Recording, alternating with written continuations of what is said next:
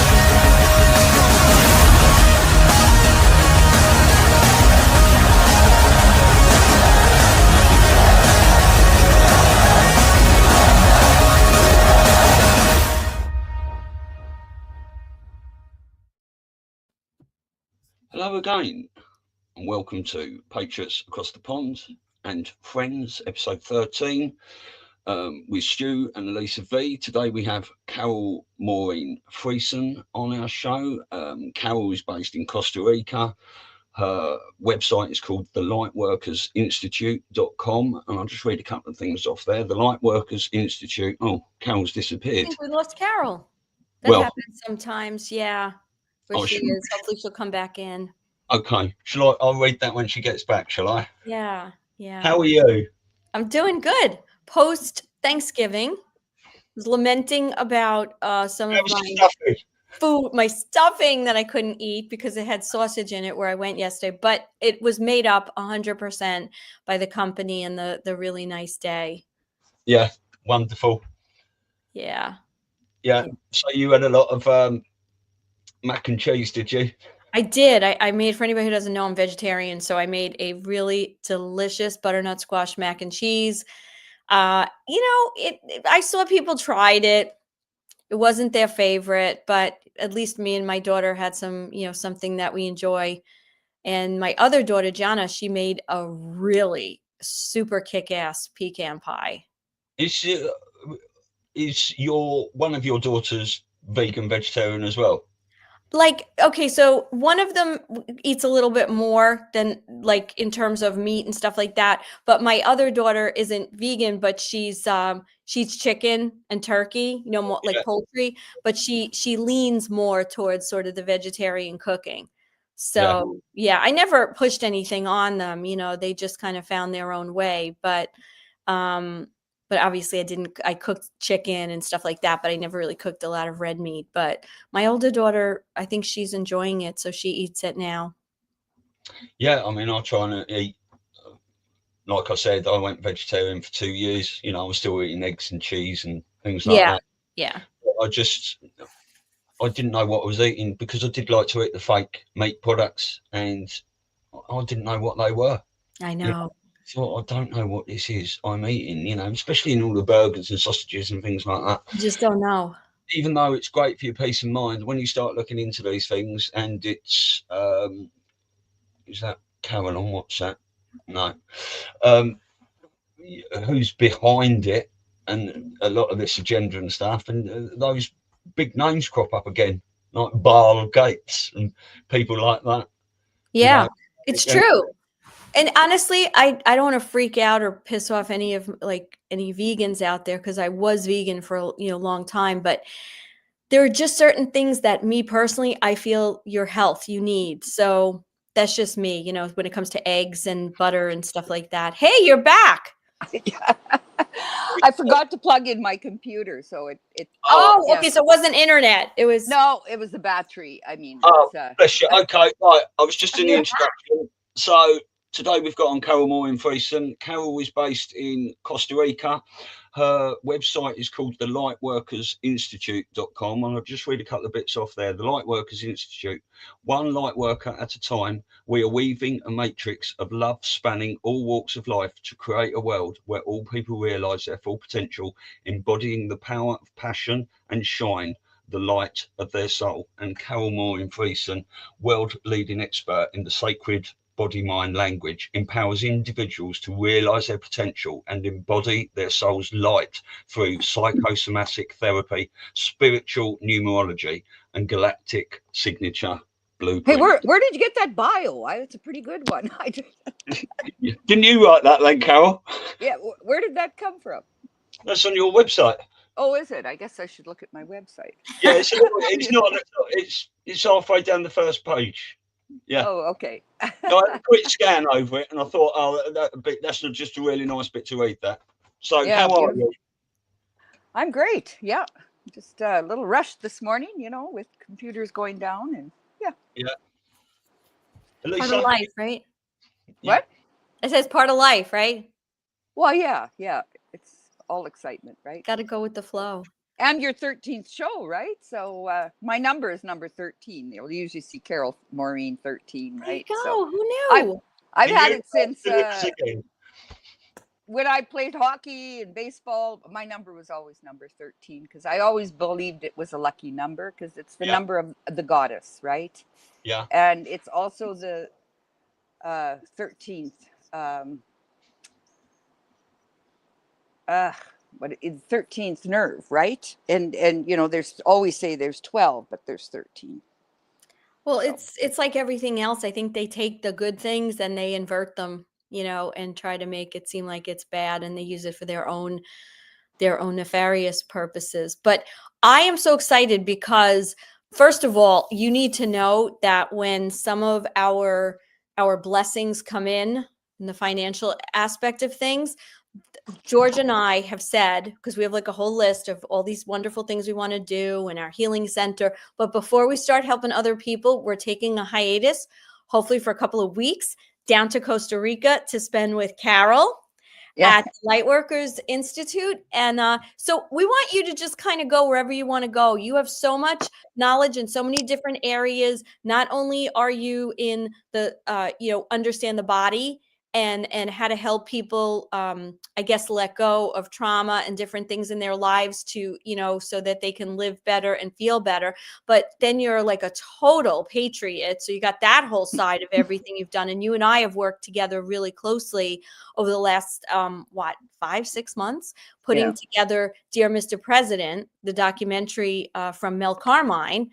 And so you are just like well-rounded. Plus you've been on the Truth Tours and you travel all around the world with, many other people from this movement, doing some really good work. So where do you want to start if that's not enough pressure? What haven't we done, right? Well, maybe I'll start with who I am, like what, at least my background. And I'm from Canada. I'm originally from Steinbach, Manitoba, which is a small Mennonite community. We had a community of 5,000 that had 27 churches. We had no bar, no alcohol in the community. And so I saw what religion did to people. And we were brought up in the United Church. Because my mother was English and my dad was a black sheep. He ran away because Mennonites don't go to war. So he ran away from home at 17 and went to world. Yeah. And they put him in the medical corps because he was Mennonite. So they're not, a lot of people, they're conscientious objectors. So they would go to work camps. Anyways, that, growing up that way, and it was a great community, to live in. And I traveled, when I was 17, 18, I put on a backpack and I says, I'm not going to university. I have nothing that interests me there, university or college. So I went traveling for till I was like 28. I would come home and work a bit. And then in poultry husbandryman, because we had Friesen chick sales. And so my mom and I would buy and sell 5-day-old chicks because the hatcheries didn't want to deal with the small farmers, right? And my father, we owned a feed company. So the biggest family-owned feed company in Western Canada. So we feed all the hogs, but also chickens and cattle, right? So anyways, it was only in spring that we would do that. So I would put on a backpack and start traveling the world until I was 28. And then I kind of settled down and bought a restaurant in Lethbridge, Alberta, 28. I says, if you're going to party, you might as well own the bar, right? Right. And so I ran a bistro and blues bar for 14 years. So I had some of the best musicians from right across Canada, United States, come and play at my place. And we called it Saturday Night Live. And it was a really neat bar. There was no games or anything. I even took out all the televisions. We had 3 wood-burning fireplaces and a 16-foot mahogany bar. It was a great place. And it was right beside the theater, the big theater in Lethbridge, and that was a college town and university town. And so in southern Alberta, the 51st state, right? And so I did that for 14 years. And then when the Gothic age came in, in 98, around there, and I see everyone's dressed in black and black lipstick and nails. I says, hey, I'm 42. I'm out of here. This isn't fun anymore. And so, yeah, I sold it. And then I'd read the Celestine Prophecy, and I better go on my spiritual journey. It was, I started doing yoga and, things like that. And then I was going to go into biofeedback, but then, the soul takes you in a different direction. And then I thought, well, I got to go to Peru, right? And so there was this ad came up about synchronicity tours, and they were going to Peru, but it was so I phoned the lady and I said I want to go, but she says they were doing just their beta testing, sending out they were going to set up tours, and she connected me with 3 other people. But in the meantime, that spring, she says, well, there was someone coming from Australia, this really interesting man. So how things work out, she asked if I could promote a workshop down there called Messages from the Shambhala. And so I started advertising it. And then someone actually messaged me and says, what's a Shambhala? And I says, hell if I know, I guess we'll find out. And so anyways, what happened? There was a snowstorm. And so this man's plane had to land in Edmonton, not in Calgary.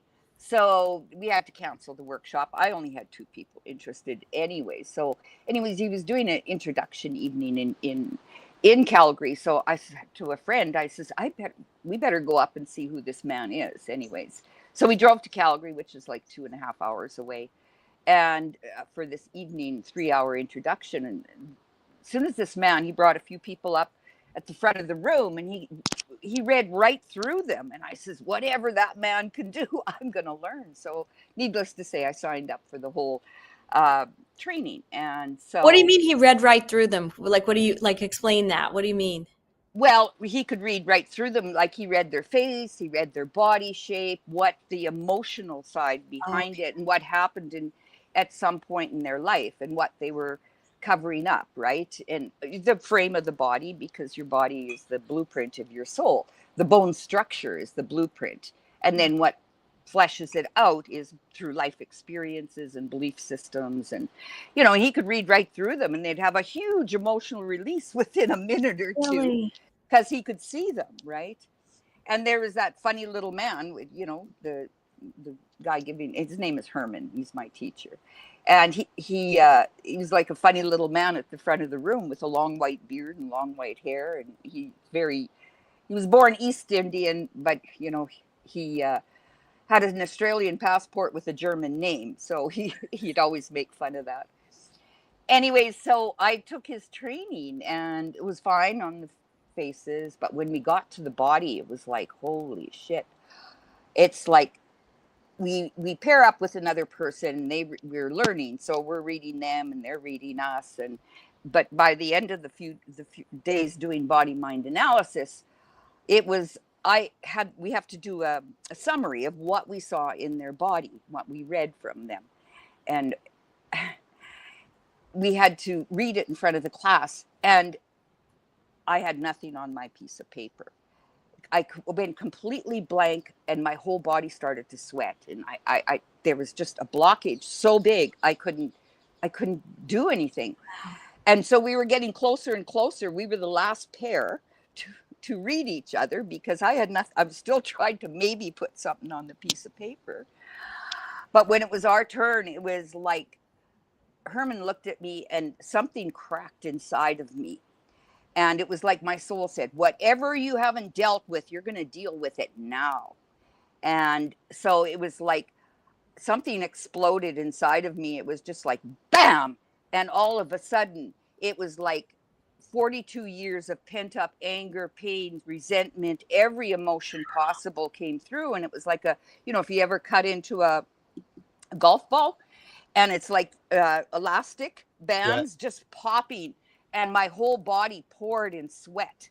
And it was something whirled way back from grade 2. I'd been wrongfully accused of cheating in a spelling test, and I got a strap for it right on the solar plex of the hand. And so and ever since that time, I hated English, because it was related to spelling, right? Even though going through junior high, I was putting on weight because you're protecting. I needed glasses because I didn't want to see the blackboard, because I didn't want to read out loud.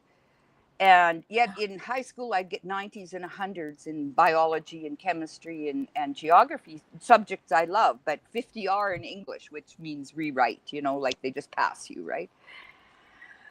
Well, and all the time that I had the Bistro and Blues Bar, never once would I take my stage, or I never ever even ran a staff meeting. I would hire someone to do all the public speaking.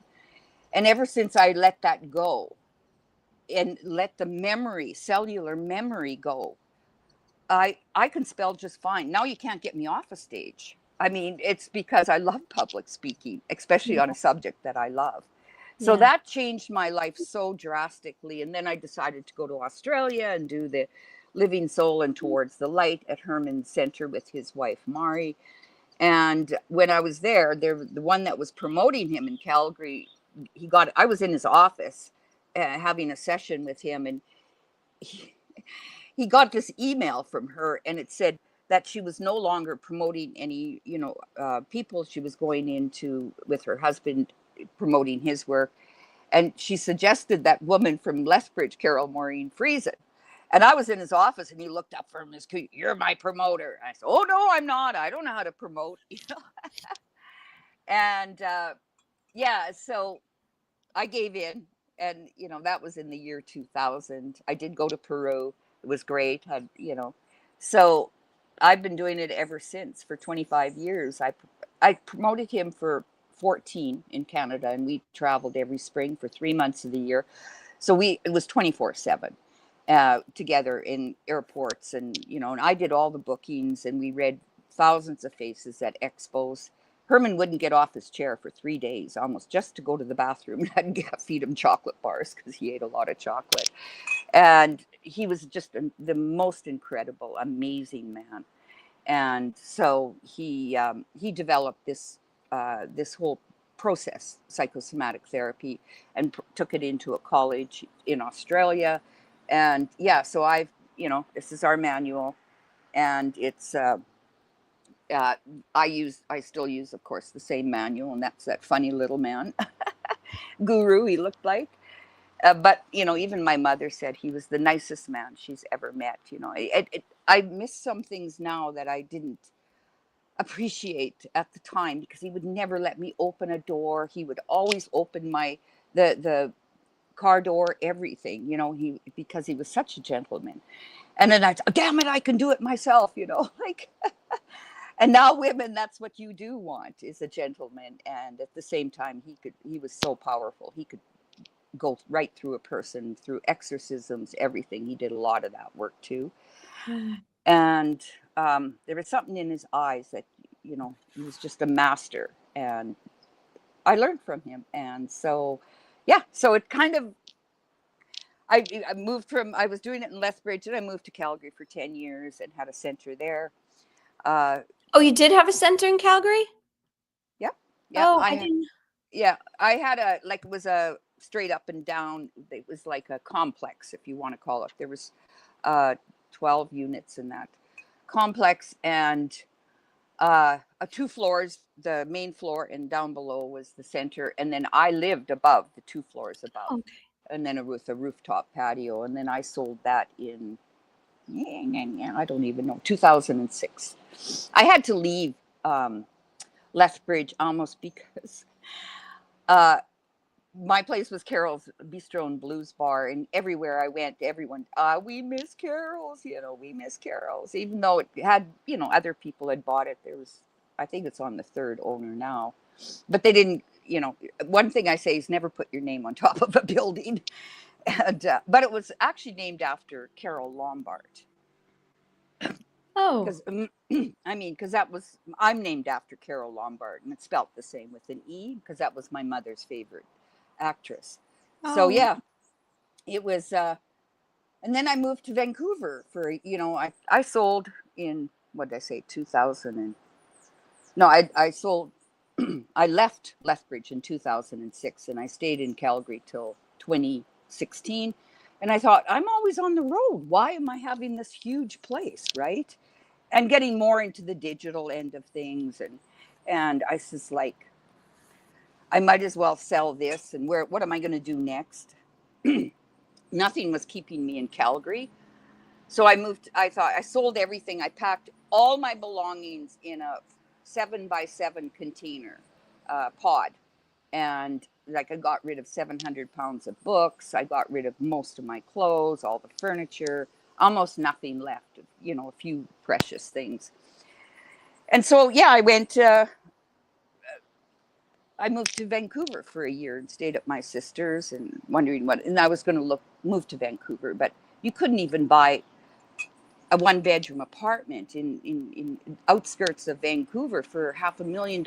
I says, well, I can buy a whole 7 acres in Costa Rica. And then I started into the galactic signature and started studying cosmology. And I'm a red spectral serpent in Jose Aguiles's work.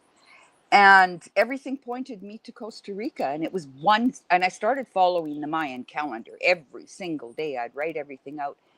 And it was one synchronicity, can't even say it. One thing after another that just aligned. Once you get off of the Gregorian calendar and go into the energies and the spiraling and, wheels within wheels is how the Mayan calendar works. You start meeting the right people at the right time, because everything in the Mayan calendar is static. There's like 12 months, and it should be 13. There's 28 days per cycle. Even now, people always say, what do you charge per month? I says, well, I don't. It has to be by the week, because I get one more month, even in rentals. So it's a mindset that you start getting in there. And so everything just comes into alignment. You meet the right people at the right time for the right reason for your soul's evolution. And of course, because I've done all the work with psychosomatics, working on the body, of course, is the first and foremost, the most thing you can do. A lot of people want to do that bypass. We only want the spiritual stuff, right? And we have to do work at every level. And I see it as, you got your physical body, energetically, and then, or through readings, and then you can go into your astrology, and then into numerology, and then into, I say, left brain function is more the human design, because it's all circuits and it's very cold and analytical, where the right side of the brain, it stimulates more of the through the galactic signature. It's about archetypes and taking on those archetypes. So we work in all levels. It's not just one. I say print out all your different readings that you do have, and you see the thread in all of them, what's working through us. And so yeah, you just make a book about yourself. The I Am book. Amazing. That's Can Can I just ask you, you said obviously when you grew up in a little town of 5,000 people, 27 churches and no bar, and you've seen what religion has done to people, was everyone out those sort of 5,000 people a churchgoer and stuff? And that's one of the reasons you didn't have a bar and things like that. And what do you mean you've seen what religion does to people?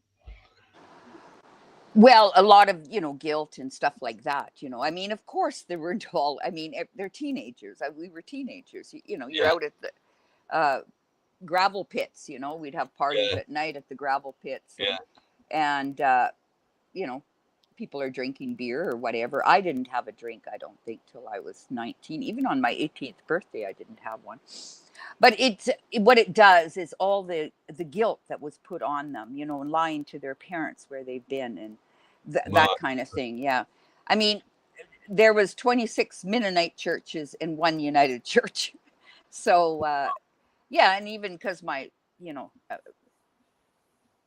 I mean, they would say that we're, some of the kids couldn't play with us because we weren't, a Mennonite, that kind of thing, Yeah. very at a mild level, and no bar. We were a dry community, but we were, all around us were all the French and the Ukrainians, right?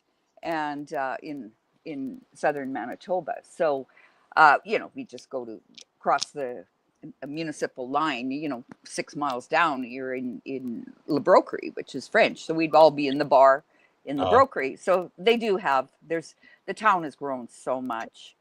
Yeah. And yeah, it's different now. There's lots of bars, and not lots, but restaurants can serve wine or beer. And just quickly going back to that golf ball moment you said, how did that feel to you, and where did you feel that was coming from?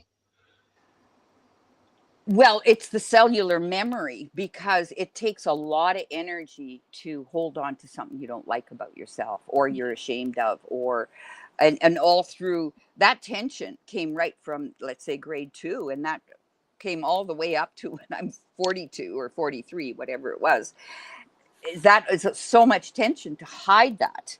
I would do anything not to read out in public, or even barely say my name in public.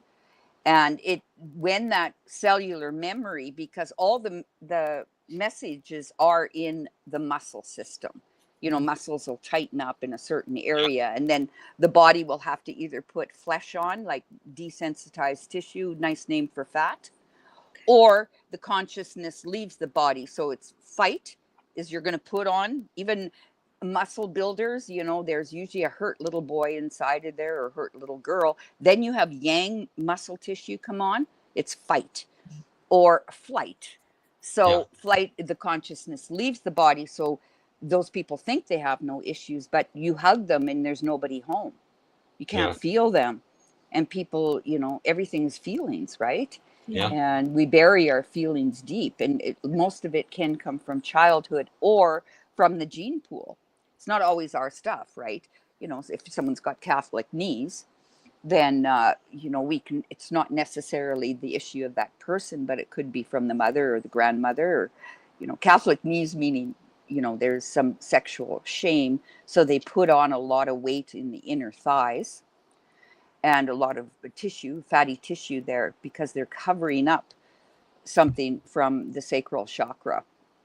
And we call them Catholic knees because Catholics can't take the pill. So they couldn't, let's say. And so they put the pill between their knees, and not even the Pope can get his nose up there. So, it's just, and we do it with humor. It doesn't always have to be tears. We do it with humor, being able to get it. And then once this body is the subconscious mind, and once the subconscious mind and the conscious mind connect, you can release it. But if you don't know why you're in the shape you're in, or what, I can tell everything about a person just by reading them. I can, in 5 minutes, way more than a 50-page resume, is I can just see. But I don't know I don't have to know the story, but I know what the issue is buried in that part of the body, and then how to correct it. That's, you can read Louise Hayes or Deepak Chopra or whatever. They talk about different things in the body, but they're not giving you the correction, and it won't do it through just affirmations. Like affirmations are like putting saran wrap over dog shit. And if you don't believe it, it can't, you know, you got to be and live it. And so positive affirmations don't work if you're not believing it. You've got to, I say positive focus. Now you can, you know, we all have diamonds, we all have dog shit, things that have happened in our life. So we use the dog shit as fertilizer to see where you can grow. And if you're not growing, you're dying. And so it's all about growing at every level. And so when you focus on your positive, you can let go of the dog shit and find the diamond. What happened in your life and what was a positive lesson through that? And I think the hardest one would be, you know, backing out of your driveway over your own child. To find the diamond in that would be very hard. But, you know, you inventory in your life and see where it's gone. So, I mean, that's, you know, about ourselves first and foremost, because who's the most important person in your world? Not your kids. Yeah, it's not your kids. You know, they grow legs and they do this at teenagers, right? Yes, they do. And this is the most important finger. It's the most, you know, when you're doing hand reading, this is the spiritual finger. It's Saturn. And it's the point of balance between your outer world and your inner world. Because when you have your hands at the side, which should drop, you know, in your posture, it should fall on the seam of the pants. And then everything's in front of you or behind you. What do you put behind? And you don't want to deal with your own emotions. Then, you know, we go through life whirling, wanting everything from the outside world, but everything is about your inside world. Right. And put on your own oxygen mask first, then you can assist others. And so it's and it's a life journey. That's not just happened one time in your, you know, I still you know, I correct my posture all the time. And you know, and when you're looking at someone else, I can't say your feet are out of alignment when mine are. You know, the first thing I do is straighten my own feet. Everything we watch other people's body language, which is our work is the base to all body language. You know, even what someone's doing with their hands. Or I was watching someone the other day, they were fiddling with their ring. Maybe it was Mark Atwood, but it was on the right side. So yeah, someone asked me about that. Anyways, you can tell what a person is doing, even where they touch their hands. Or a good one example is the thumb is your will. This is the will in the and this is will, love, wisdom, active intelligence. In the three rays, how light comes into the world, it splits into all colors come off of those three primary colors. And so a person when someone does this, you can tell they're insecure because they're pulling their will in. So a child might do that, but a child also does this. They suck their thumb because they're insecure. So I can tell, you know, immediately, even for myself, sometimes if someone's not listening, I'm speaking in public or whatever, someone's not listening, something happens that I feel insecure, I can feel my thumb kind of go in, and immediately I put my thumb out, right? Or if when we're training, you know, when you're here 2 weeks training, we look at every little aspect to retrain the body. Now, a lot of people will use coaches, but coaches is a mental thing where every team or sport, they have a coach and they have a trainer. I'm a trainer. I'm not a coach. I'll just tell you what to do. I'm not going to, you know, and you have to do it in the moment, not next time. Next time I'll do that. No, right now, right. Even in our language, you know, someone says, oh, I know. Now change that word because the body only hears N-O. It doesn't hear K-N-O-W because everything is a frequency and your body is the amplifier.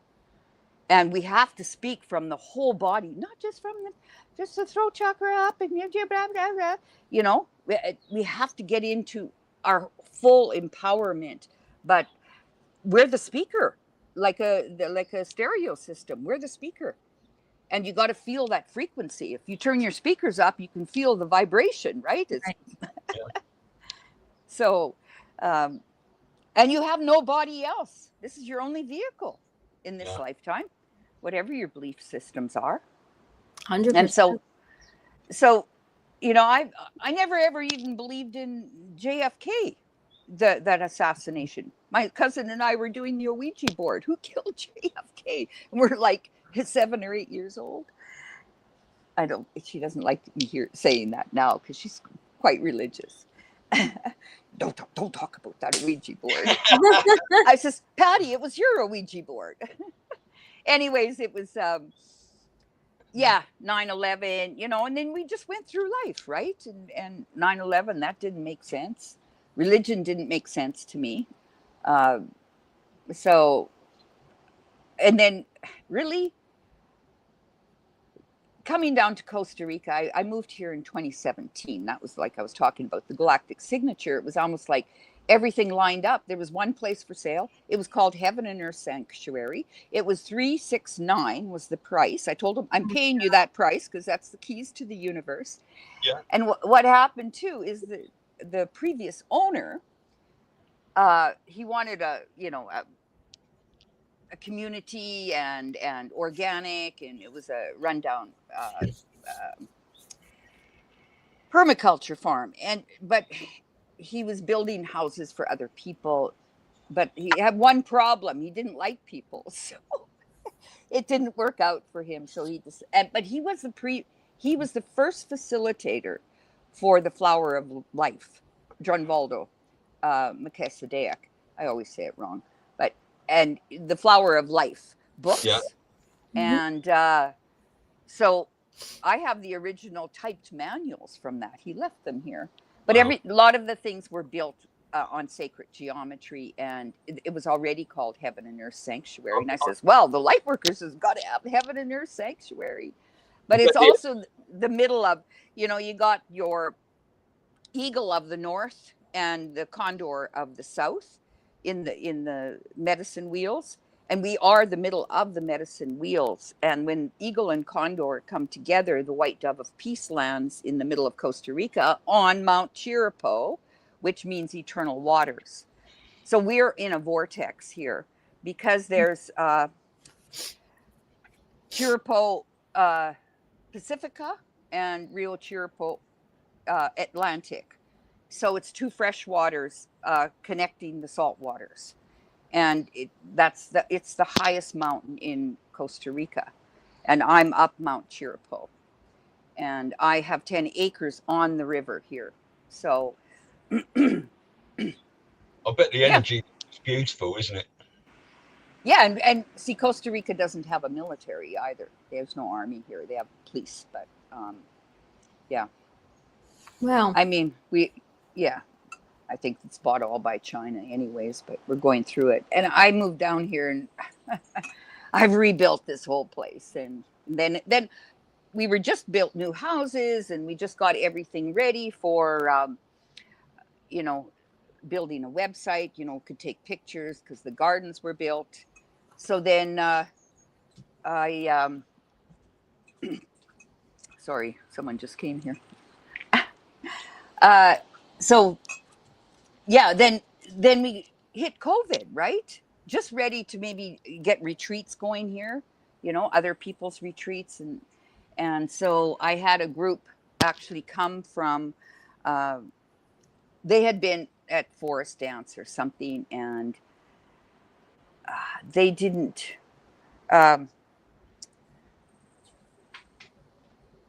have any internet, and they didn't know the whole, like, all the planes were stopping, they were shutting the whole world down. And so one of the women phoned me, and so they booked out the whole place there was 9 of them coming, and one of them was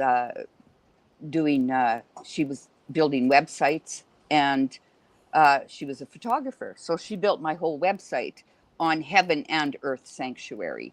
I had started, but Mickey Mouse, and she did really an amazing job in lieu of paying for rent here.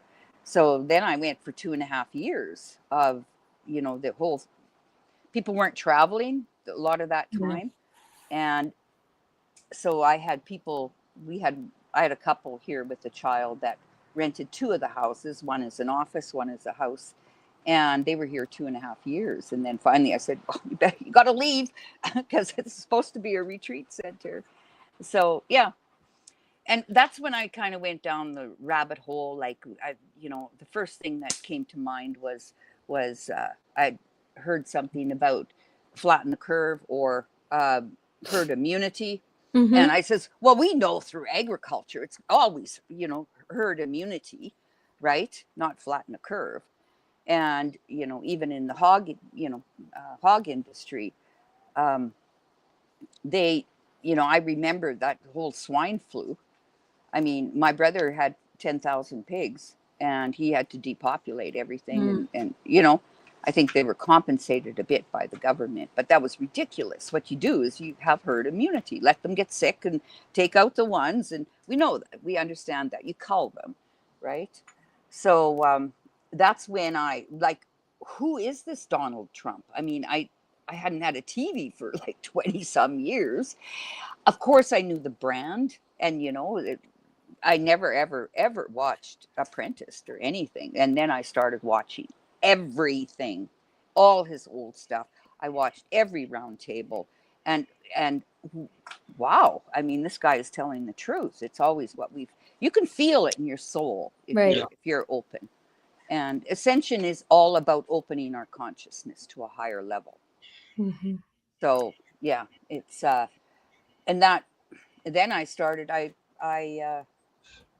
the first person I kind of, I was watching, a few little things, the early podcasters, if you want to call it. And then I was watching Dr. Jason Dean, and he had Jason Q on. And the first book he held up was the Keys of Enoch.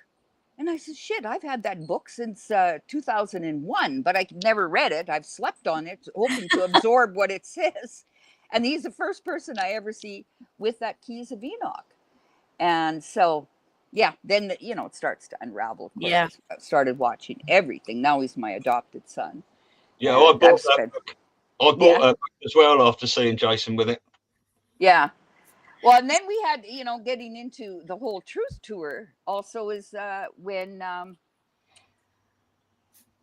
I was watching Nick, of course, Elvire, and he was with Louis Herms, and they were somewhere. I thought it was, with the guy with the flags, but it could have been Jaco's show or something. I'm not sure. This is, back 5 years almost, right?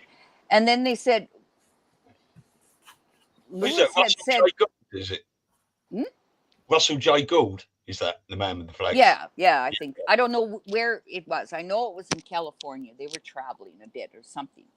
Anyways, then Louis Herms asked, he says, anyone know? He gave a list of people, and Jason Q was in there.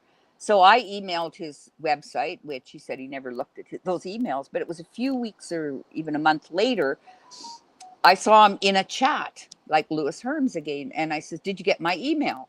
And he said, no. He chatted back in the chat of the show. And then he gave me his new email. And then, of course, I started connecting him with Kelly Higgins, which was One Republic Network. And then Kelly and I became friends, and we started doing a show together. And then we started running the marathons, and we did a 24-hour marathon. We called it the Truth Marathon, not Truthathon. It was Truth Marathon. And we needed another interviewer. And I says, why don't you ask that man, Louis Herms? And so we brought Louis in. And so there was Jason, myself, Kelly, going those 24 hours, right? And Louis. And that's how we got in with the Truth Tour. And so, so I've been on with them ever since. So that's kind of in a nutshell. And my kind of thing is to bring in more about standing in your power as a patriot and standing in truth. But the body, you got to stand in your body and use your body language for that. So, yeah. I have so many questions. I was making some notes as you were talking, and I just want to flip back to when you started talking about the Mayan calendar. So can you talk a little bit more about like that? Because it sounds like that was a little bit of a linchpin to having more synchronicities and things fall into place and following the way, I guess, the natural way that we're supposed to be living in according to time. like if someone was interested and wanted to go into that, what do you do? You just start looking at each day from that calendar specifically? Like, how do we do that when we're using the Gregorian calendar to set appointments? And, like, how do you kind of bring those two things together? Well, I consider the Gregorian calendar more about your outer world. Okay. And your inner world, I would sync with the Mayan calendar. And every day I would put on Facebook the like, I'll just see what today is a red lunar moon day, and I have an app. So the app tells me every day what it is. And it's and because I know it off by heart, then I can go through all the archetypes and stuff like that. So you start doing other people also. If I do a reading, I did like a full reading on Donald Trump, and I did his face, read his face. I remember you went into a little bit of that when on the last interview I did with you. You were talking. That was pretty fascinating. Which, Stu, you'd love to hear this. Yeah. Well, first of all, I'm reading his face. I found a picture of his feet, even so I could read his toes. What I do, okay, is take a picture. I find one on the internet as best as possible where it's straight on, and then I cut it in half, and I put two right sides together and two left sides together to see how the right and left brain are they interacting, and then I did a little bit. I didn't do a body reading, but I did more of a body language reading, especially with the hands, all the different gestures that he does make. He's always got an open hand, you can tell, and his hand shakes, those type of things I could do on that show. And also, I did his numerology. He's a 314, 3 meaning expression and sensitivity in the throat chakra. And he has a way with words in his throat chakra and the crown chakra. So creativity and confidence is the 1. And 4 becomes, we add the 2 together, then the soul ray is a 4, and the 4 is base chakra, but it's also comes from the red ray of active intelligence. So, that's in his numerology, and his galactic signature is a blue electric hand, which is the avatar. And so then that's in his third dimensional self, in the solar plexus. He's like an avatar. But in his first dimensional self, in the Mayan reading, would be he's a white wizard, and that's in his DNA, and that's in his blood, right? And the very base. And then we go to our second one. He is a yellow human, which is the sage. And then his third dimensional self is the blue hand, the avatar. And then his fourth dimensional self, which is his heart desire to learn in this lifetime. And that is a red earth. And the red earth is the navigator.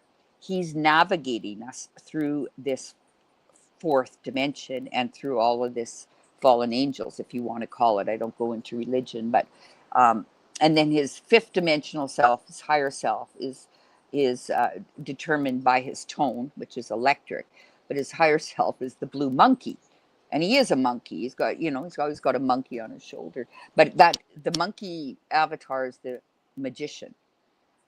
So he always says he's got a magic wand, right? And he's got it in the wizard and in the magician.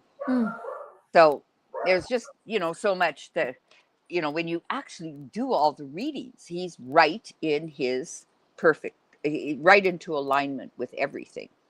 And, the yellow human, well, that's the sage in him, and he loves humanity. So, then you start doing numbers, and Melania, she's a 2911, which is a double crown. She's the queen, and you do their numbers. Their relationship number together is a 4 and 11, which we go 1 1. If you go 4 + 1 + 1 is a 6, and the 6 is they're here together. Their energies are together. Is the gold ray of love, wisdom, and it's the Christ consciousness ray. when you bring those two together, right? Eric is also a 2911. Don Jr. is the same as Trump, 314, and Barron is a 134. So it's funny when you see the family dynamics too, which, you know, who everyone is. So those are the ones I have memorized. I can't remember what Ivanka is. But, oh, I muted for the dog was barking. What about his face? Like you were saying about his face, what are certain things about his face like that you have read or that you could see? I believe it was his left side was much bigger, so he has a lot more to come through his personality. He held back. You know, you think he's got a big ego, but he overcompensated. He's got a small nose. He doesn't have a big nose. Big nose is ego. Really? Yeah. Well, your nose knows it all, and it's a little nosy. So, yeah. And So- you see, in Jewish people, they have a huge nose. Yeah. Well, some Italians too. If you look at Well, Italians, yeah. they have big noses too, right? Well, they have big egos. Yeah. Interesting. I mean, it's a big personality, should I say? So Trump has actually got a huge personality, but it's more like coming from a different place. Yeah. Than because this is solar plexus. That's our personality. It's the first thing that goes out into the world too. So interesting. It is. Yeah. Right? Yeah. I mean, there's to get to know yourself is the most important thing in the world. Yes. So, I mean, it's who are you and what are you built for? And that's the base to all things before you even venture off into the other realms of, you know, it's what are you built for? Are you a Mack truck or a Ferrari? Right. Yeah. Was it, who was it? Was it, I mean, like Stu, he's very sensitive. It's an inverted triangle at the bottom part of his face. So how he interacts with people, but it's also to keep you grounded too, because the hair on the face actually, you know, mental growth. Herman used to say, I need a beard to hold down this hot air balloon, you know. It's so easy to go up into your head. So all of the language through psychosomatics just to be clear, psycho means the consciousness or the psyche in the soma, which is in the physical body. So yeah, so it's about bringing the consciousness into your vehicle. I mean, if you're going to drive this vehicle, you want to be in the driver's seat. You know, you don't want to be floating, you know, above the vehicle, you know, on the hood of the car, right? Yeah. You got to be fully aware at all times. So we use awareness, alignment, aligning yourself to connect to the life force and the light source, to allow that energy to move through the body, right? Yeah. And not let it get stuck. Otherwise, it can put a kink in the garden hose, even if you're busting your back to please other people, or someone's got scoliosis. It's because teenage years they couldn't stand up for themselves. They don't have a backbone. We can correct all these things through posture and understanding, though. You got to understand when it started and how we can move forward with it. So I was just going to ask you, so two things. I remember last time we spoke, you were saying that when you work with people, and I think you even had, maybe it was Charlie Ward's event where you had the pictures, where you showed the people. So you actually can see physical changes or modifications as after the releasing process? yes. Do you want to put it in? We can run through some of them. You want to do that, I mean, Stu? It's pretty fascinating. This is fascinating. Now, I've said for a long time that, like you were saying, Elisa, and I've been saying this for a long, long time, that when this global web pill drops and everyone goes, oh, we were lied to, I said, I know we've got to be there for all these people, but we all deserve a holiday, right? So I wanted to have a couple of weeks off. So what you were just saying, and I'd love to come down there as well, get involved in all this and just have a, not de-stress because I don't really feel stressed, but a nice break from it all. Like if I could go crash your party. No, you don't need a break. You don't want to break anything. Intermission. Intermission. Yeah. It's all language, right? It's all our Yeah. language. So yeah, I'd love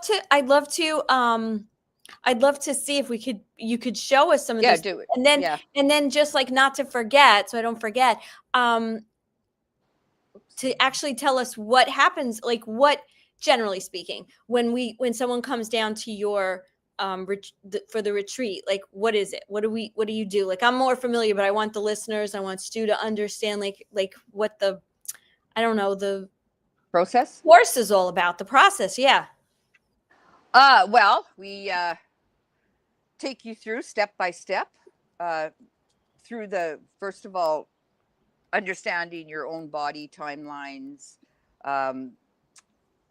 Yeah, I mean, that's day one. And day two, everyone learns to read a face in a day, step by step, overall face shape, prominent feature, hairline, forehead, eyebrows. Everything means something. Bushy eyebrows means a lot of enthusiasm, thin eyebrows, you know, or no eyebrows. They don't know the difference between what they're thinking and what they're feeling because you don't have that demarcation there. Okay. So yeah, it just, everything means something. Blue eyes means compassionate thoughts. Brown eyes is feelings of compassion, like a warm brown cow, you know, someone with big brown eyes, but it's feelings. Green eyes is curiosity.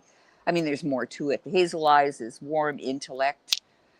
Yeah, and big lips, you know, hot lips, hula hand. The lips are the genital area. You can tell Black people have huge lips because they're very sexual energy.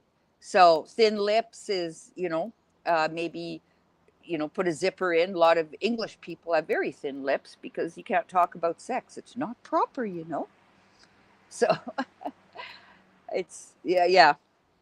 Now, So now you then we go into, sorry, then yeah, we go go ahead. into 3 days of body reading. Everyone learns to read the body and the joints and the feet. You're reading someone's reading you as you're learning, as I showed you before, that the textbook. Yeah. Yeah, and then we go into the hands one whole day, and then we start into like emotional anatomy, is looking at overall shapes and reading people. We go into psychosomatic diseases, you know, what's running in your own gene pool, that what's the emotion behind it. A lot of people will do mental and physical, but they won't do emotional and spiritual learning from dis-ease. So yeah, and then we bring in, the last few days we bring in people to from the community to come in for a reading, and you get to do some physical readings and also emotional release trigger point. You learn it to do it on yourself first and foremost, and you know, you can do it on other people too, but it's we trigger the, because we've set up everything in those first few the first part of the training, and then your body is ready to release it, so we can trigger it out a lot faster out of the body and get deeper into the body. So I have a question. So a little kid is born and they have a big nose, right? They just have a big nose, like it's genetics, whatever you want to call it. And they're not that way. They're small. They haven't really developed this big ego versus like an adult who maybe they're even shy. I'm thinking of someone very specific. They're shy. They're very reserved. They're very introspective. How does that generalization, like, you know what I'm trying to say? Like, how does that relate now to someone who their personality defies what the body is saying?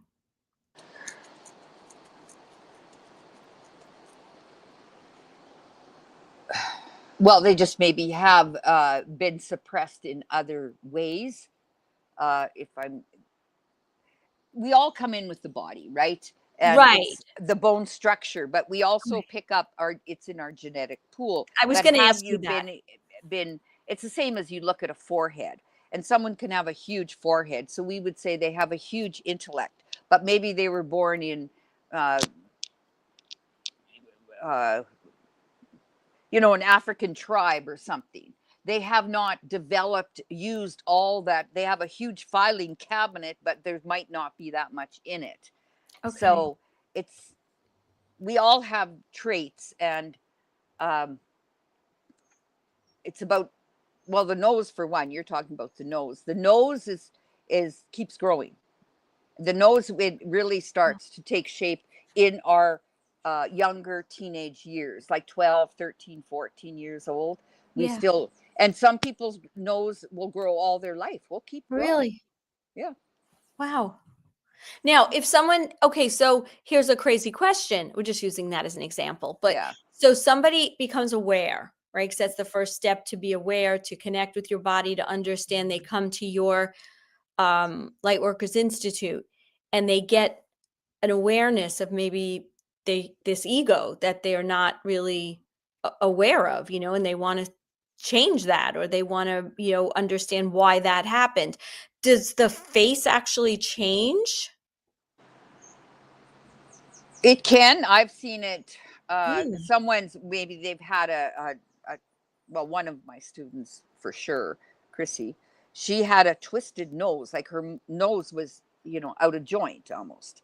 And so when she actually understood what had happened in her childhood and how she had suppressed herself, and when she would get her nose out of joint, she connected with that energy, and then right in front of her eyes, her nose straightened.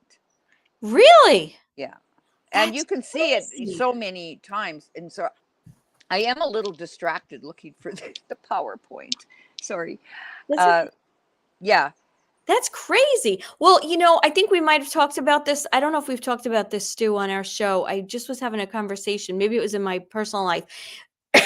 There is evidence that people who have split personalities or multiple personalities, that when they are one personality and they morph, or whatever that process is called, where the other personality starts to express itself, the belief system that they have of who that personality is, they've seen things like eye color change, Yeah.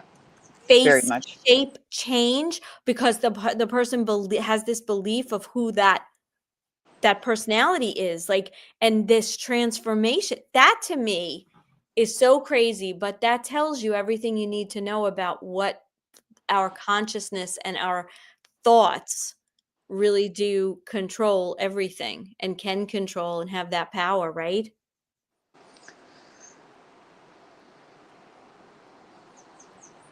Now you're looking for I'm looking for the PowerPoint. I don't know why. of the course.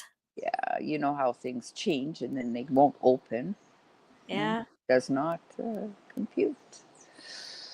So, Stu, just I guess it was maybe, I'm going to probably get my time frame wrong, but maybe like 6 months ago, wasn't like Joe Rosati and Scott, they came down to your place. I think there might have been a few more people, but I know like a bunch of them went together and enjoyed, what is it usually, a week or 2 weeks, the general time frame for doing your work?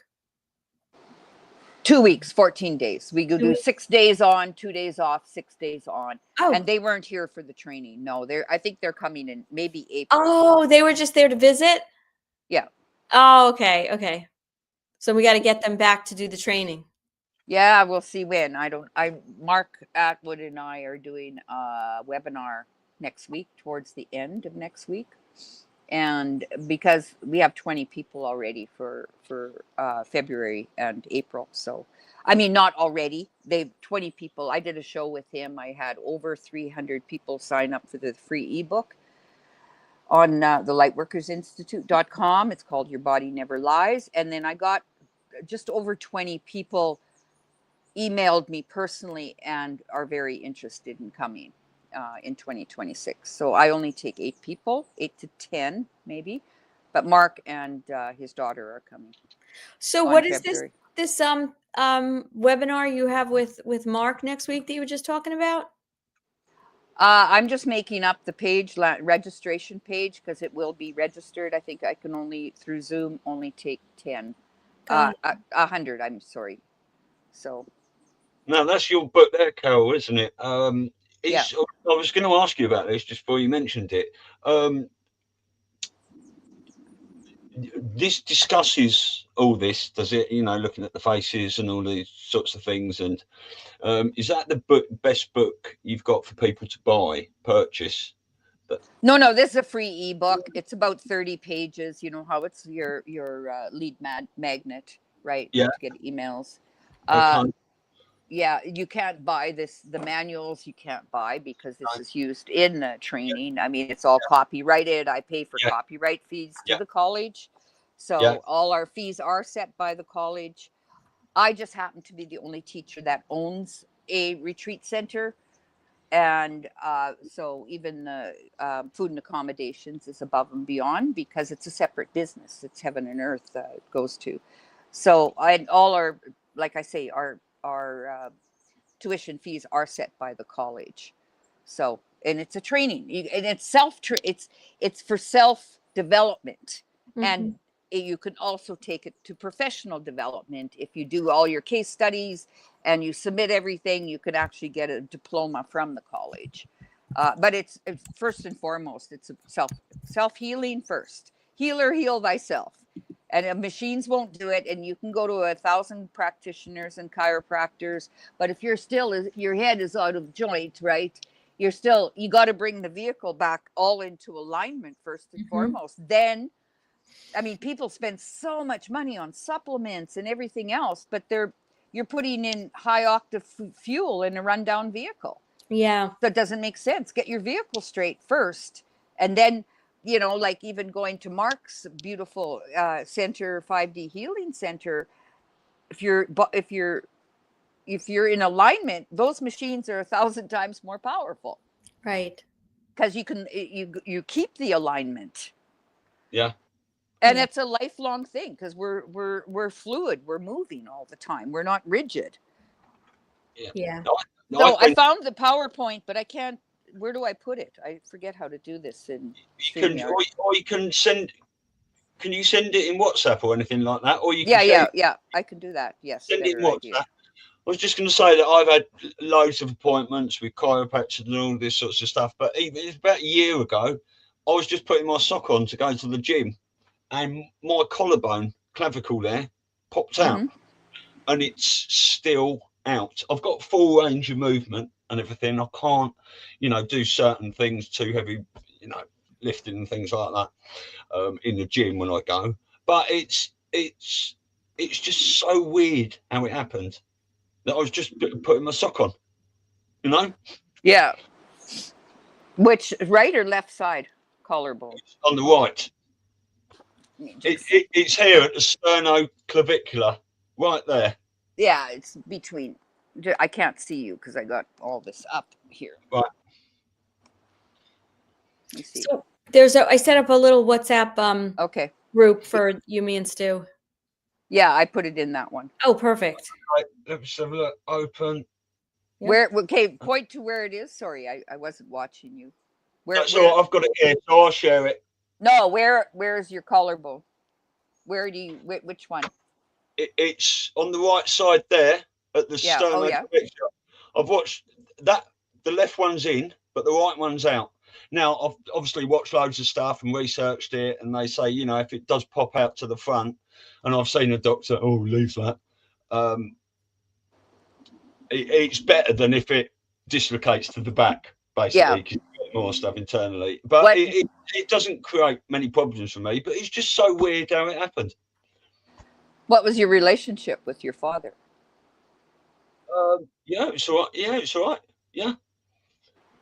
Or even standing in your own masculine energy to be able to speak up for that side. What was going on in your life at that time? Because this is the throat chakra, between the heart chakra and the throat chakra. Yeah. And it's usually reaching for male approval because it's the right side. Yeah, do you know what? I can't really remember.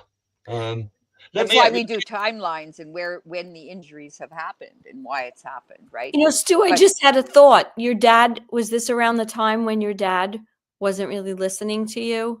No. My dad was throughout COVID, right? I'm going to take a second and get a book and give you the real interpretation of that. Yeah. I mean, my dad's always been a bit of that person in the family that always stood out a bit. He disagreed with people, and Okay. you know, I know this and I know that, and these sorts of things, and it was that sort of thing. But through that COVID period, he was the only one that was sort of lending me his ear and sort of listening to what I was saying, because the rest of the family, no, you're nuts, and Yeah, that they sort of were thing. crazy. It's a bit weird, really, but he still didn't listen that much. That was my point. Like, because I remember you said he still got Yeah, jab. one more jabber. Yeah. I wasn't sure if it happened that popped out during that time. No, I don't think so. I'll have to have a think about that. Interesting, right? Yeah.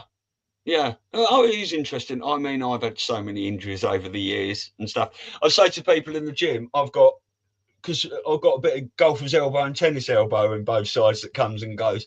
I've got neoprene supports for when I'm in the gym. I went over on my ankle about a year and a half ago, really badly. I've got a great video about that for it. And I just say to people in the gym that I've got so many neoprene supports for different parts of my body, I'd be better off wearing a really tight fitting wetsuit, just walking around in that. So I use this book, Messages from the Body. I mean, it's amazing, huge book. And I've got it on an app also. Maybe I should have looked on the app. But anyways, the right collarbone problems is, what am I doing? They're being forced to reevaluate their whole relationship to the world around them. They have been operating in a given manner based on fundamental assumptions about who other people are, what the world is about, and how to relate to all of that. Now they must revise their whole approach to life. Yeah. Oh, yeah. Well, I think a lot of us have been doing that over the last few years, haven't we, really, with relationships. And Mark Atwood says COVID was the best thing to happen to humanity, because now everyone knows who everyone else is. And people can't say, I didn't do that, because everyone watched what everyone was doing.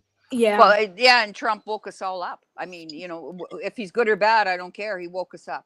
That's all I can say. It's, I trust that he is, because I've just done too many readings and I've watched him behind closed doors, at those round tables. It taught me a lot of that, his personality, not what the news is saying. And, I never ever did Q drops or anything like that, but I wasn't part of that. My awakening was in 2020, to that aspect of life. I mean, I never watched anything politics. I would have probably voted for Trudeau if I would have voted in the last, in that election, even in 2016. I don't even know if I voted then, but I think that's a part of this long drawn out rollout, is the fact that it's getting people to look at politics, whereas you vote Conservative in the UK because your dad did, you know what I mean, or you vote Labour because they talk about the NHS and stuff like that, and it was all lies, and they're all masks on the same face. Yeah. Right. And I knew absolutely nothing about American politics. 5, 6, 7 years ago, I didn't know never heard of a filibuster or anything like that. Now I know a lot of it. Well, I think so many of us done, really has, and especially that age group of the people that play video games and stuff like that. It woke up that whole generation there, and they were all doing the Q drops, because it was like, I would have probably gotten right in there, because I love a murder mystery, and unravel things. Even going back to how things can sync up, even years ago, there was something put out by, what are the Mensas? Is it Mensas? The intelligent, they put out a book, something about a wizard finding this rock. I was obsessed with that book. I still have it. It's in my, but you had to figure out, the turning lead to gold. And even as a child, my favorite toy was my youngest brother had the Sword and the Stone, Merlin, right? And so I had a friend that really, she was doing biofeedback and she was wanting me to get into biofeedback. And she says, Carole, be careful. You're going to attract a wizard. Well, a few months later, that's when Herman stepped into my life. Wow. So I That's had a wizard, crazy. you know, and he's a white electric wizard in his third dimension. And Mari, his wife, which I talked to yesterday, because of course, we're very close. I told when Herman passed that I definitely, because I had way more training than Mari did, because she was always busy, you know, even when they'd run courses in Australia. I had to fly after he passed. I think it was 2018, 2019. I flew to Australia to bring the other teachers up so that they could teach to a master level and a diploma in teaching. So, you know, because Mari didn't have the experience or the credentials that she had. You have to have gone through, you know, 3 master's trainings, you know, even to get your diploma. And I had been through, you know, 14 years of that, through every course with Herman, with every training. So I went to Australia for 3 weeks and brought the other teachers up to the level that even his wife, even though she could run the college, but she couldn't teach to a diploma in teaching. So yeah, there's so many stories, but That's amazing. Do you want me to get this PowerPoint on screen? Yeah. Right. So shall I go to the first one? Yeah. We'll see if... Oh, yeah. Okay. This one here, of course, I have permission to use these. Right, so of course. yeah. Glad you said that. Signed permission. So that's what, you know, I've got hundreds and hundreds of these pictures, like students that have come through the training. And so this is the before picture on the, I guess if you're looking at your screen, it's on the left-hand side, and the right-hand side is the picture after. So if you go to the next slide. Wait, and I just want to say something. This is when you say before and after. This is when they first get to your training, and then at the end of the 14 days. Yeah. Okay. Wow. First thing we do is take a picture, and I do a face split. So she's in the next one where I can explain the face. Yeah, split. sure. I mean, she looks so angry in the first one versus so calm, relaxed, and happy in the second one. Yeah. Yeah, well, we cut that middle picture is the original picture. We cut it in half, and then on the left-hand side, when you're looking at the screen, but it's her right, that crosses over into left brain function, which is the analytical side, the masculine side. She was working in the corporate world, and she was very hard on herself. And so if you look on the right-hand side of the screen, the picture there, but that's her left side because we're looking at it, you know, full on. Anyways, that's her left side, and that's the soul side or her feminine side. That's her inner world. And that sumo wrestler on the right side of the face was beating up this one on the left, and creating, and she was so out of balance. And when she realized what she was doing, we took her through the process. She would, you know, at first, she was so much in her head, and suddenly she dropped into her feelings and what has happened. But the corrections have to be in the body in order for the face to shift. So she started aligning herself. You get your feet straight, you start walking properly, you start using everything in sync, and it'll start to balance itself out. But you got to let go, and you got to realize what you've done to yourself. So if you look in the bottom picture, that is the after picture. So we do it the same. The middle picture is the original. We cut it in half, put 2 right sides and 2 left sides. Well, now she's fallen in love with herself. Oh my God, she looks so happy and so young. She looks like she lost so much age from herself. You can see it in the eyes, can't you? Oh my gosh. Even her I don't know if the lighting, you know, it could be lighting, whatever, but there's more of a glow. Let's put it that way. There's more of a glow to her than there was in that original picture. Crazy. Oh, the light comes through them, and she's released a lot of energy, pent up, hard energy. Yes. So visible. Wow. Can I make my screen bigger here? Like, because I'm not, I'm seeing a very small picture here. But Yeah, in the bottom right-hand corner of your StreamYard, there should be if you hover the mouse there, a little box will come up, full screen. Like you see where you see where everything is coming across, the wording and the bottom, right above that, all the way on the right side. If you hover, you'll see a little like four corner box. So it's on your right hand side of the screen itself, not the full. She's just taking herself out. Oh no! Yeah, isn't that crazy? She might have clicked on the. I think she clicked in the wrong place potentially. But this is crazy, Stu, isn't it? She looks this lady. Well, I'm going to say angry, but she does look angry there at the top left. Yeah. But she just looks distressed. Here comes Carole back. Don't tell me to hit a little box. Yeah, Carole, you see where the green bar is at the bottom of the screen where Stu's News is. There. Okay, the screen. I'm going on the whole thing. There we go. Yeah. Now we got it. Yeah. Okay. If you got, that's big now, is it? Yeah. Now I've learned something today about streaming. Perfect. So, we were just saying when you disappeared that she looks so angry and sort of distressed and in pain at the top. And she looks at peace, you know.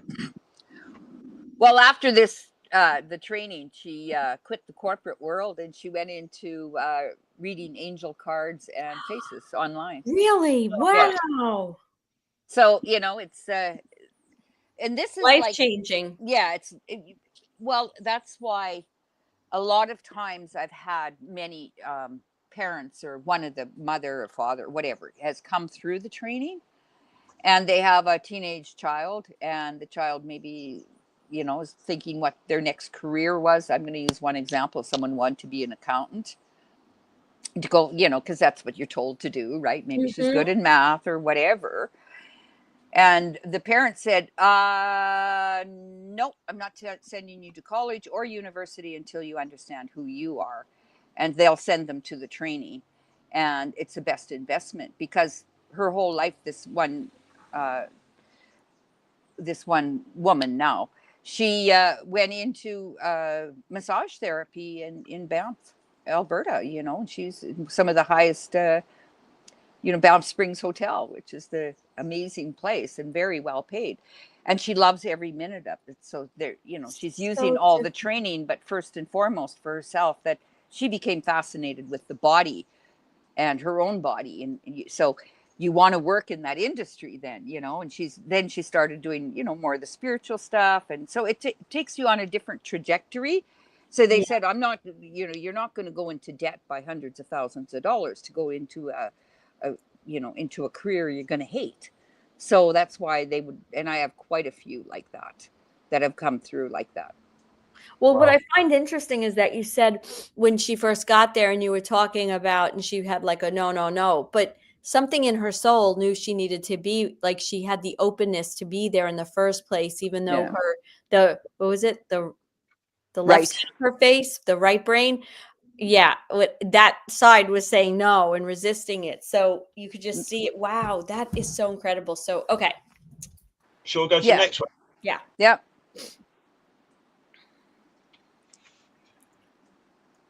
So this is the before and after. The one on the left-hand side is before, and then the one is after. And I think you go into the next slide. I have so many PowerPoints. This isn't usually the one I use, but this is. Anyways, you can see the middle face cut in half and the two right sides together and the two left sides. And then that's her again at the bottom. And how much more balanced she's come in.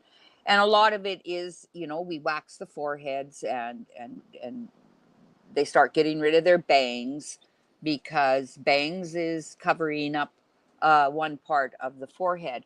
And bangs are, like Elisa would get rid of her bangs, you would see more of Elisa, because right now she's putting a lampshade over part of her. And we want to see your brilliant forehead. But men, they'll say, oh, you look much sweeter with, well, with bangs, well, it does, it can soften the face, but you're not standing in your full power. And then you got mind against mind. So, you know, the mental energy is masculine. Right. Wow. Yeah, amazing. I can see that in the eyes straight away there. That I've always had this thing about, I don't like talking to people if they're talking back to me wearing sunglasses and stuff. I like to look at people's eyes when they're, which is why I'm not much of a reader as well. And throughout the whole of this awakening movement, I've been watching podcasts because I want to watch people's eyes. I want to see if they're bullshitting me or not, you know.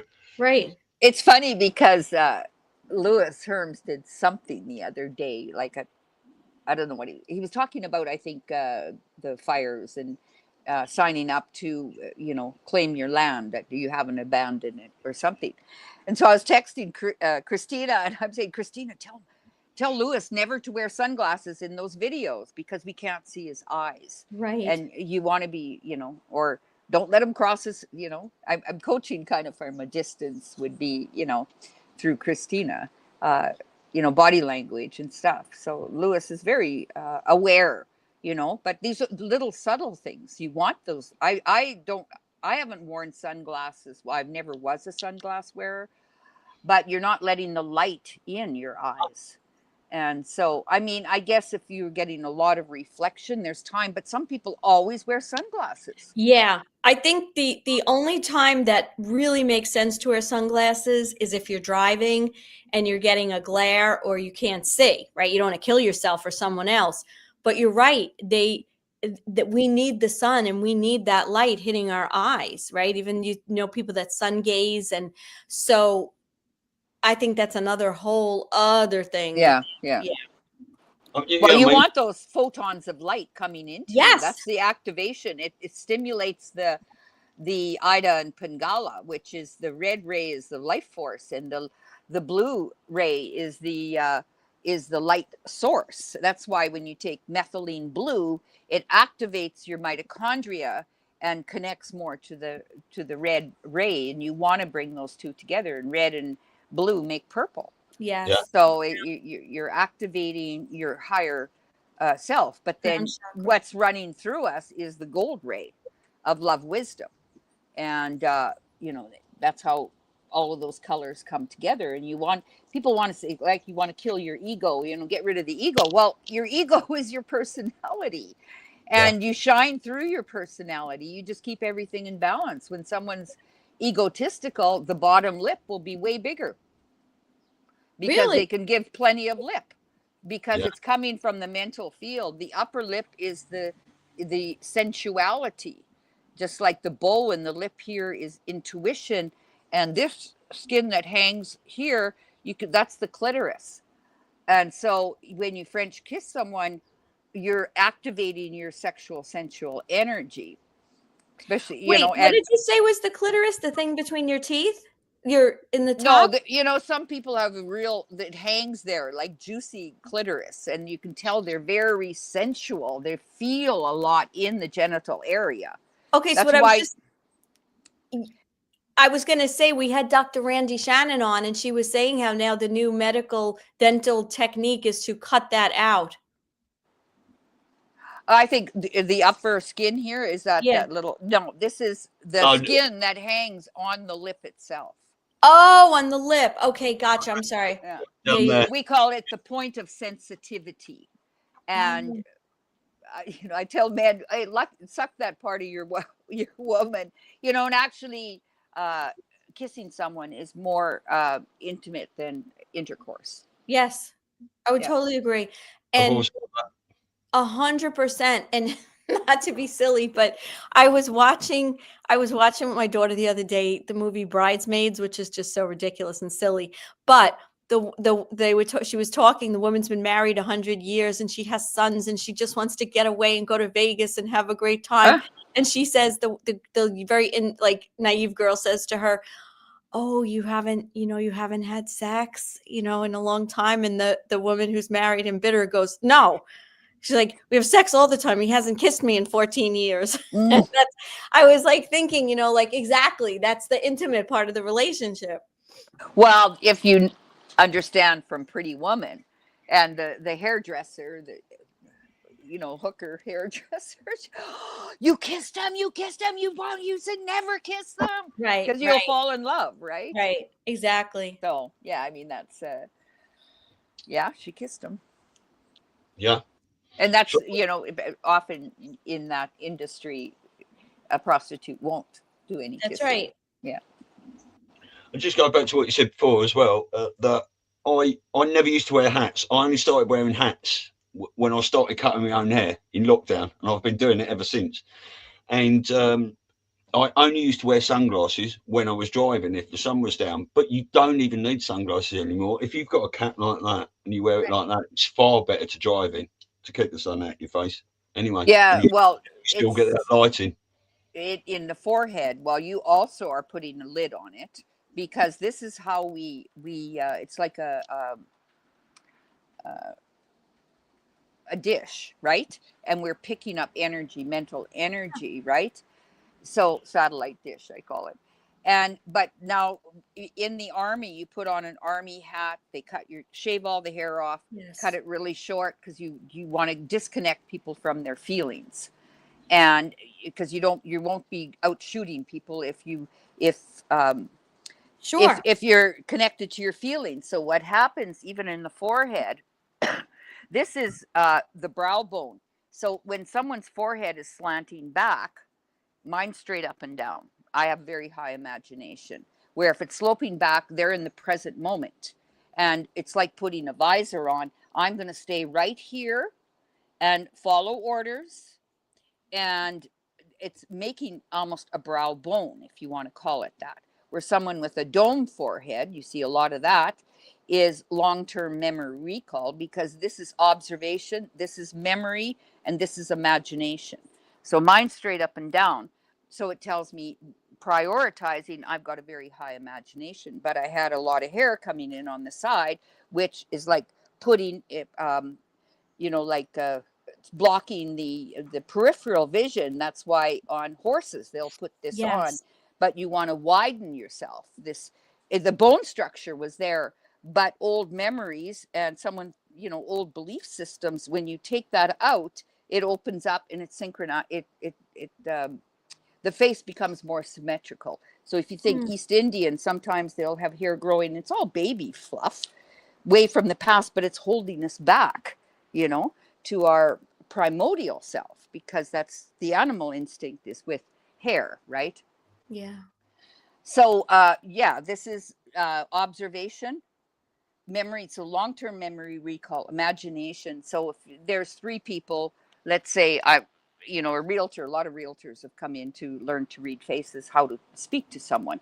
So if you got someone with a slanted back forehead, you might say to them, well, you're showing them a house.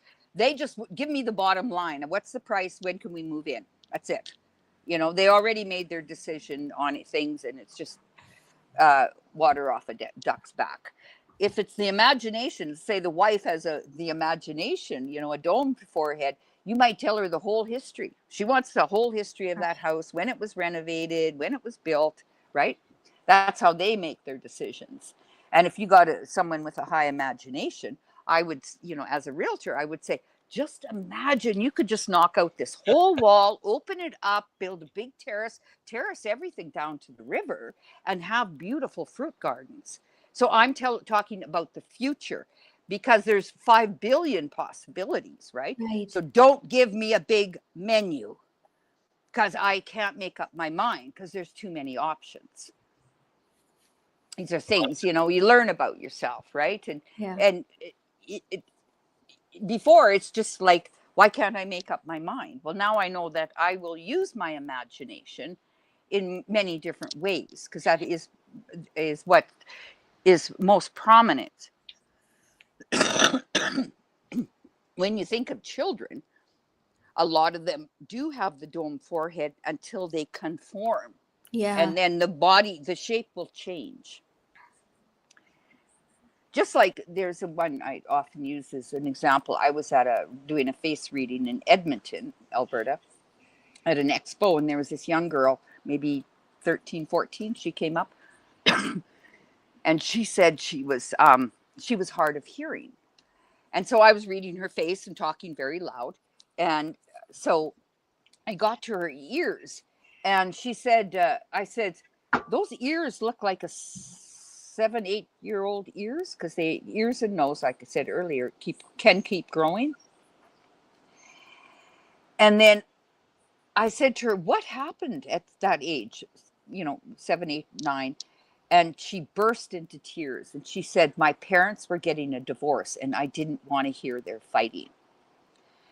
And her ears quit growing. So she shut that down. So something popped inside of her. And suddenly she said she could hear a lot better. I wish I would have kept in contact. I mean, this has got to be 12, 13 years ago to see how much more that developed. And it was just kind of that's one I really, really remember. I bet they started growing. Oh, yeah, could.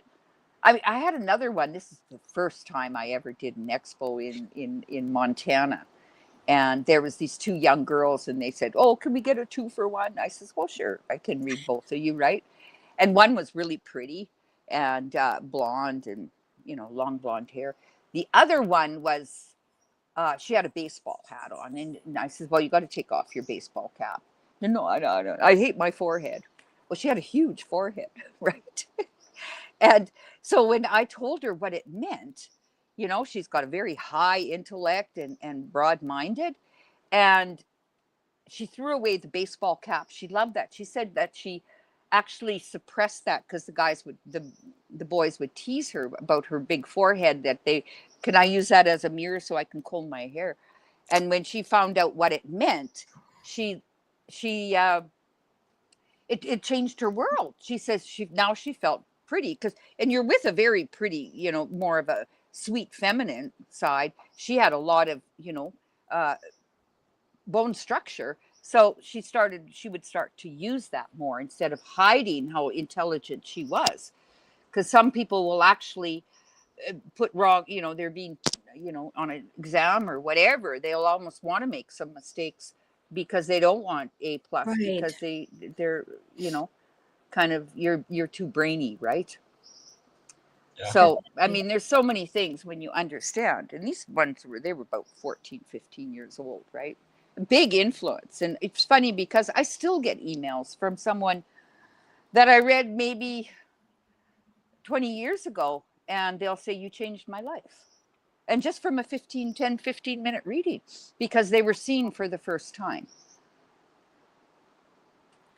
To me, that's, pyramid scheme and spirituality, because the more people's lives you shift. Yeah. And, I always say Herman must have really good karma because he shifted so many lives, Yeah. Yeah. Well, so have I, but it's just that he'd been doing it so much longer. And often, I'd be running the front of the booth maybe. And, he would read 120 people or 130 people in a weekend. Wow. That's a lot. That is a lot. 10 minutes, 10 minutes, 10 minutes, and, most of it, you could do like 4 an hour at least, but he would do at least 5 or 6 an hour. Wow. And he wouldn't get off that chair except run to the bathroom. That's about it. I said, why don't you just put on a bag? I keep reading. You get up to 7 an hour, couldn't you? Yeah. Yeah, exactly. Wow. Do you want to look at more? I think the most I did, was about 60. I mean, it's in a weekend. Yeah. Yeah. This is so fascinating. So, Carole, what I was going to say is, and I don't know if I'm sure, but you said that when people come, there's the tuition, and then there's the I guess the accommodations. Is that food and accommodations? Yeah. So and so that's do they they work that all out through you, or yeah? Oh, yeah. Okay. I wasn't sure if they had to multiple. It's all through you. It's just that it's separate, like a menu almost in terms of how it's paid, what it costs. Well, yeah, because we used to do them in all the different cities, and we'd be in a hotel, banquet room or meeting room, right? And of course the shifts were huge, but Not when you got 2 weeks and you're all together. It's way more powerful doing it Of course. here. And people would go home every night to their family, and all the dynamics. Here, this is 2 weeks just for you. Yeah. And that's the beauty of coming to the retreat center here. It's separate, right? And you're not going out for lunch and for dinner. It's all done here, all the food and It's very accommodations. And we have, focused. yeah, and we have amazing food. Maritza, my manager, she's Tico, but she lived in New Jersey and worked in fine dining. She worked in a diner. She ran a cleaning company for 11 years. She speaks fluent English, and she loves gardening. So I don't do anything here except the bookings. And I've got quite a few bookings, especially in high season, for other people rent the retreat center here. I do 3 trainings a year, 3, maybe 4. I can always add another one. Other than that, this place is rented out to other people, to other, I've got yoga and art coming in. I've got a men's group coming in, and also, what do you call it? Lesbians and gay people. There's one, they're bringing them in as a retreat. They're, to find their power. So on the, depends what people want. The other facilities, of course, we've got the yoga pagoda. We've just put in a sweat lodge. We have a community sweat here every 2 weeks. It's, on other side of the property that kind of doesn't interfere with the retreat center, because I have 6 houses here. Yeah. And all the different gardens and so that's, I can go do it in Dallas, downtown Dallas too, but in a hotel, but they'll be paying hotel rates. And here we do, I give a really good deal, basically covers our cost. So, and the food is amazing. You're so concentrated, like you're in this beautiful setting, you're away from your everyday life and the life we know, let's put it that way. Because even if you're in a hotel, it's still reminiscent of everything having to do with your life. And then your day is kind of structured, right? With the training and when you eat, and then you said you have a couple of days off, so you could go around the local area and visit the local, I guess, sites, or enjoy the we take them to the farmers market on Wednesday. Have breakfast there, and every Wednesday we have a farmers market, and they've got food and just amazing stuff there, because there is a lot of gringos on the mountain here. It's a lot of there's organic, everything's organic. We've got grass-fed butter. We can take you up to the cheese factory, the butterfly dome. We've got warm mineral pools. We've got a private waterfall. So we give them kind of a choice. What do you want to do, right? Even, with the 8-10 people, or they can just stay right on the center here and spend their time. A lot of them go down to the river at 6 o'clock in the morning and do some, hot rock yoga, because it's already, the sun's coming up, and birds, and we start, breakfast is at 8, class starts at 9. And a lot of times we just go right on to the yoga pagoda and do a lot of the teaching, which is overlooking the river and ponds and lotus flowers. And so it depends, right? What the day is like, and where do they want to do it, So if somebody wanted to come there, do they just book for themselves and then you fill it up, or can people do it like a group? Like there's 10 of us or 8 of us. I think you said there's 8 of us, and then you could just book it that way as well. Yeah, that's what Mark is doing. Yeah. Okay. Yeah, he's bringing a group. Joe and Scott might, I don't. We're overlapping with your event, so I haven't talked to them yet, because I don't know if he's still in Hawaii, to see exactly if we can move it. I can, but I have another this week, right? I think this coming week after Thanksgiving. I think he was there for a week and a half or something. Yeah. But I have another group that is already booked, and I can't squeeze it in there, so in between. So we'll see. I haven't contacted them because they booked 3 months ago. Oh wow. But I could bump them by a day. So it's kind of like we finish on Thursday night and your event starts on Saturday. Yeah. But So then that's the ideally, day you of want to be in Friday, right? Because you want to exactly, give yourself a exactly, breather. Yeah. exactly. But we'll see. We'll I don't figure know. it out. Yeah, Yeah. Yeah. You'll we'll keep figure us it out. posted. This was great. Stu, you got any other questions, or we have to do No. this? We have to pull our group together. Yeah, let's go through a couple of we'll just just picture of them, and I can say a couple of words. But so go to the next one. Yeah. This woman, yeah, look at all that hair that was in on her forehead. We took that out. Look at her eyes open up. This one she hated herself, and she hated her nose, but look at even her nose balances itself out. It's almost like the nose is like the penis basically, and she, it's on the left side there, that her inner world, how much she didn't like herself. So that balanced out. Keep going. I'll just run through some of them here. Yeah, this one, there's a big difference in this one. Wow. I forget her whole story, but yeah, she had a weird upbringing. I think they were strict Mormons or something. Yeah, this is an old PowerPoint, so keep going. I have a newer one. Yeah, this one was a lot of incest from the grandfather. And we released that, especially in the body work. We triggered the perineum to release that from the past. But look at how her mouth opens up. Where we see the changes is the eyes and the lips is a big one, and see how the light has come through and her creativity opening up. Otherwise, she was tight-lipped because she couldn't tell anyone about that. Yeah. There's a lot of that goes on.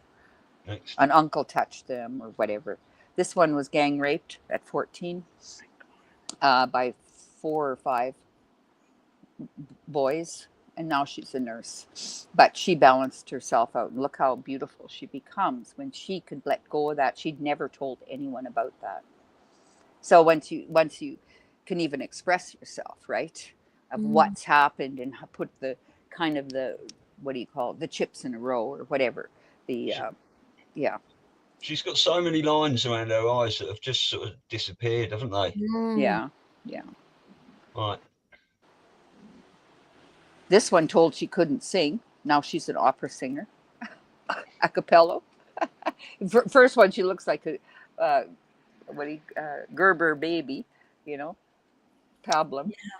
And now she's, how much more? Because she's come into her power. So, Carole, I have to ask you, because I'm sitting here crying.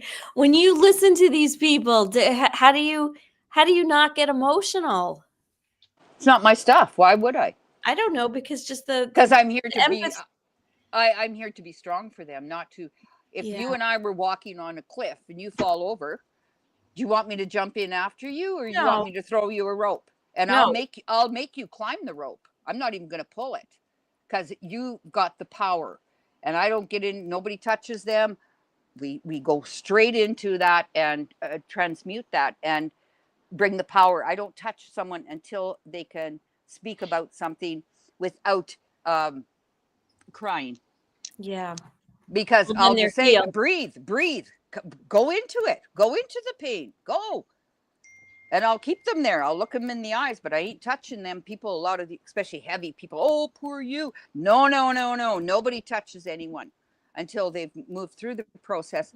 I'm throwing them a rope. They're going to do the healing themselves. Otherwise, someone else did it for me. They took it on for me. Yeah. No.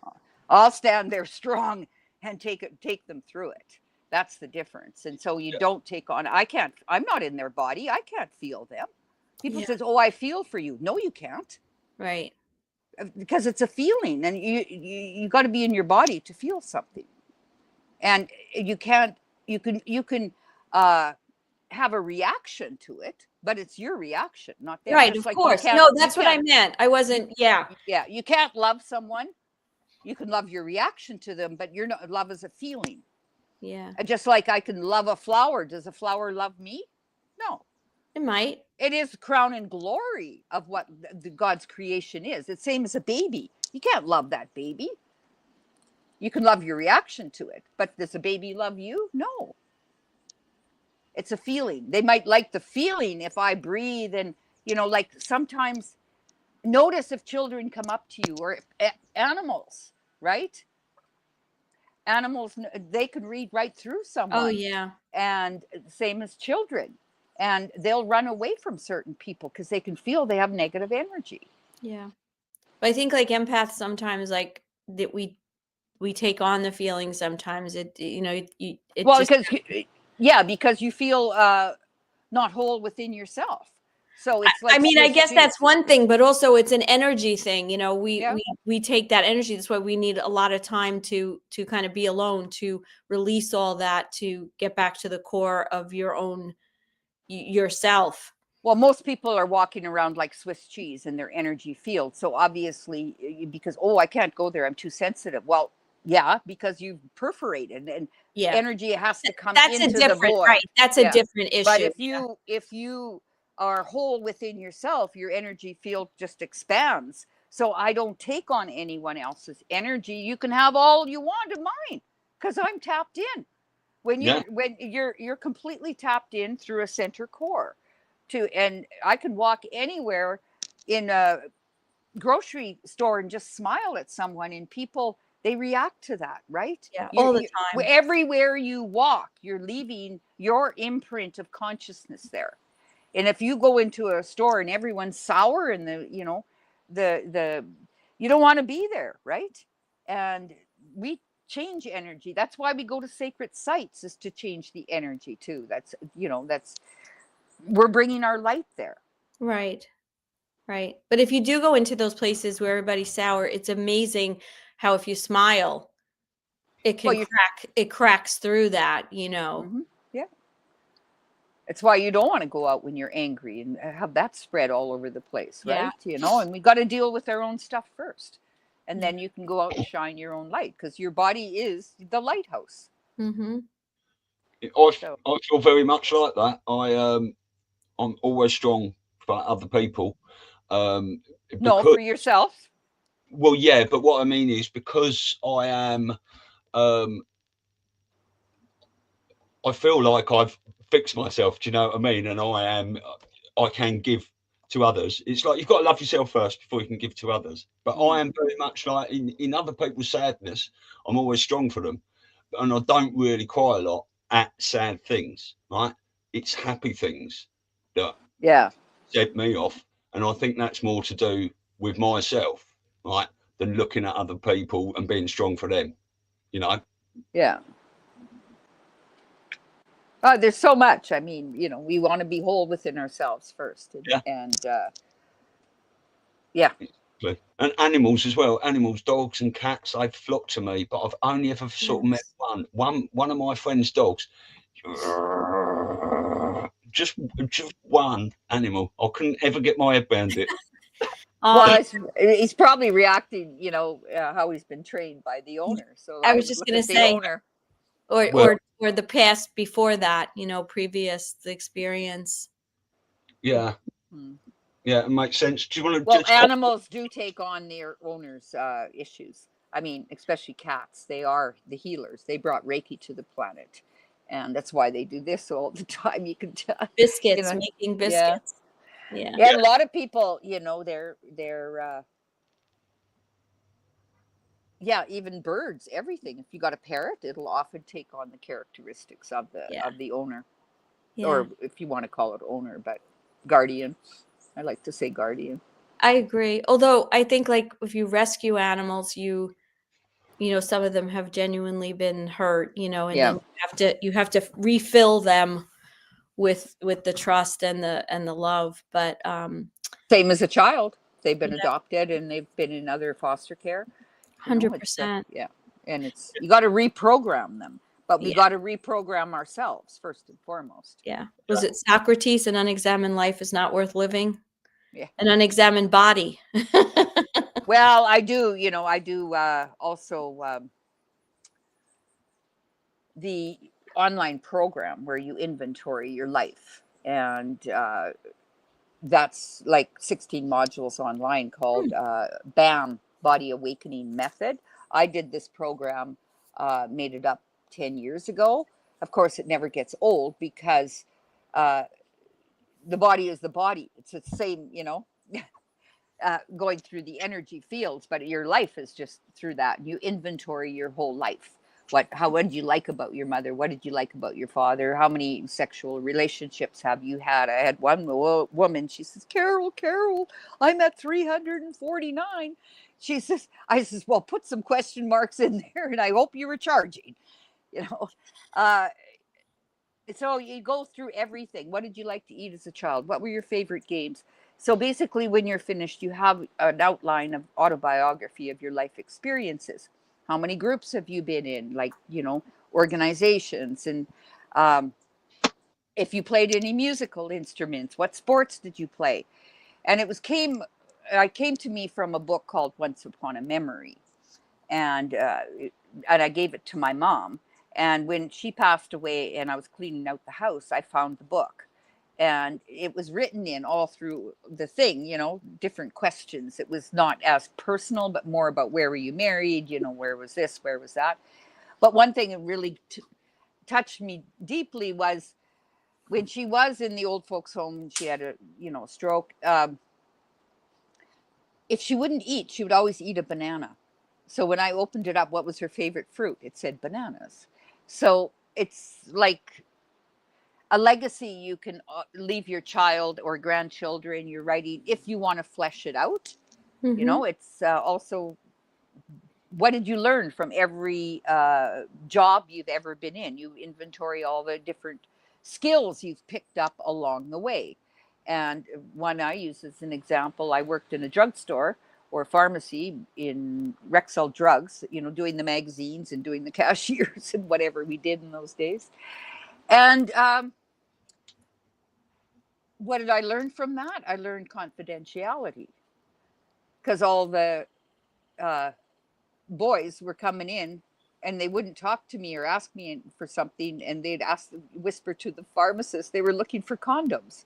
So what did I learn is not to, because I knew who the girlfriends were, right? And so I had to zip it up there. So that's why I say finding the diamonds in the dog shit, right? Right. And most of my life I have worked for myself. So, those are just one of those things. And like I say, where have you all traveled to? In what year did you travel there? What did you learn? You body map your body. Where are all the injuries? At what age was it? What was happening in your life? What did you like about your brothers? What did you like about your sisters? Because everyone brings out a different diamond in us. And so by the time you're finished, it's like you've written an outline for your autobiography of your life experiences. And now, like I say, you can flesh it out, but the workbook is called The Greatest Life Ever Lived. And it's just like, you can't do it online. You got to download it and write it out, because it gives you time to think. Typing is static, very left brain, where writing is flowing, and the pen becomes an extension of your blood, and you're writing out the experience. And anyone that's ever listened to Kathy O'Brien, she talks about that a lot, about that's the only way she could get that out of her was through writing. And that's what they're almost taking away from us with all this typing and texting. You're not writing anymore. Their writing skills are horrible these days, Can't even read the chicken scratching, right? Where we did a lot, right? Oh, see, you're writing, yeah. Yeah, I always, here's, if you can see, I got my notebook here, all my notes. Yeah, because you're ink it, link it, sync it. So the memory can come out of you. Here, you're just, it's black and white. Even a lot of my notes, I do a lot of things in color. Like I'll have 3-4 different colors, especially when I used to, and I draw things. I'll draw a tree. If they're talking about a tree or something, I'll draw a tree instead of putting tree down. It's just little things like that. Yeah. And definitely, like when we are doing our report sheets, because you got 8 pages about the body alone. And 2 pages about the face, 2 pages on the hands.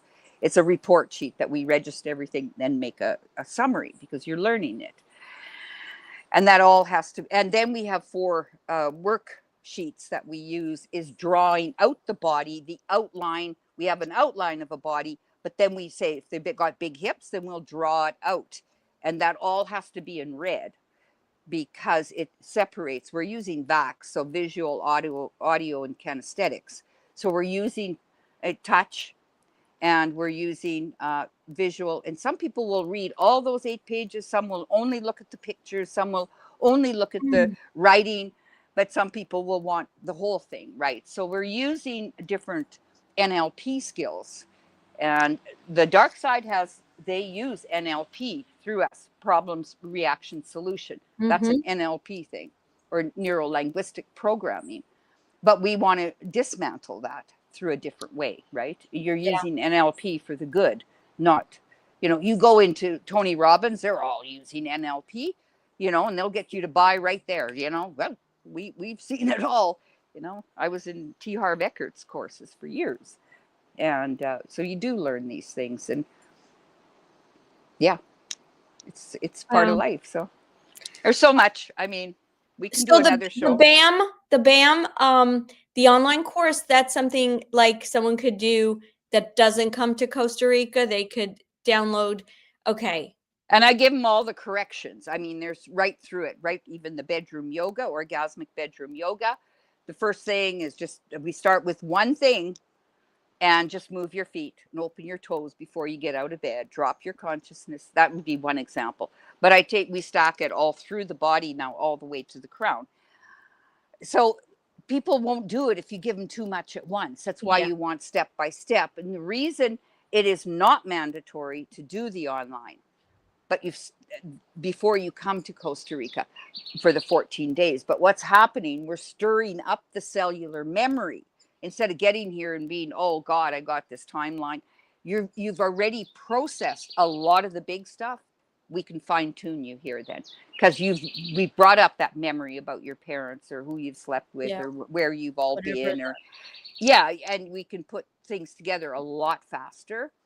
And because, I mean, just so happened yesterday was, well, today I guess is Friday. I called it White Friday, not Black Friday. White and Black Friday. So I actually, because the online course comes with a manual and a workbook and 16 modules. And then I've got 5 bonus ones, which is all the face reading is in there. You can go through that face reading class 100 times, because there's no 2 faces the same. Right. So it's training yourself, right? I mean, I've been through the class how many times? It never gets old, because every person is an individual. We're all walking autobiographies of our life experiences and where we've grown up. And so it's that reflection. And there's another one is your posture and how to walk and stand. That is, all in one. So maybe you want to share it with a friend or show your children or something. And this is one part. You don't have to go through all the modules to get to that, or it's a refresh, right? And then I do body scanning. So when I take you into your big toe, what does it mean? Your second toe, your third toe, but you're scanning your body, especially. I had someone text me last night, and she said, I had switched over my websites maybe 4 months ago, and she didn't get into the switch over. So I put her in Right Aways, and she's in Austria. And she says, Carole, I'm going to bed and I'm not feeling well.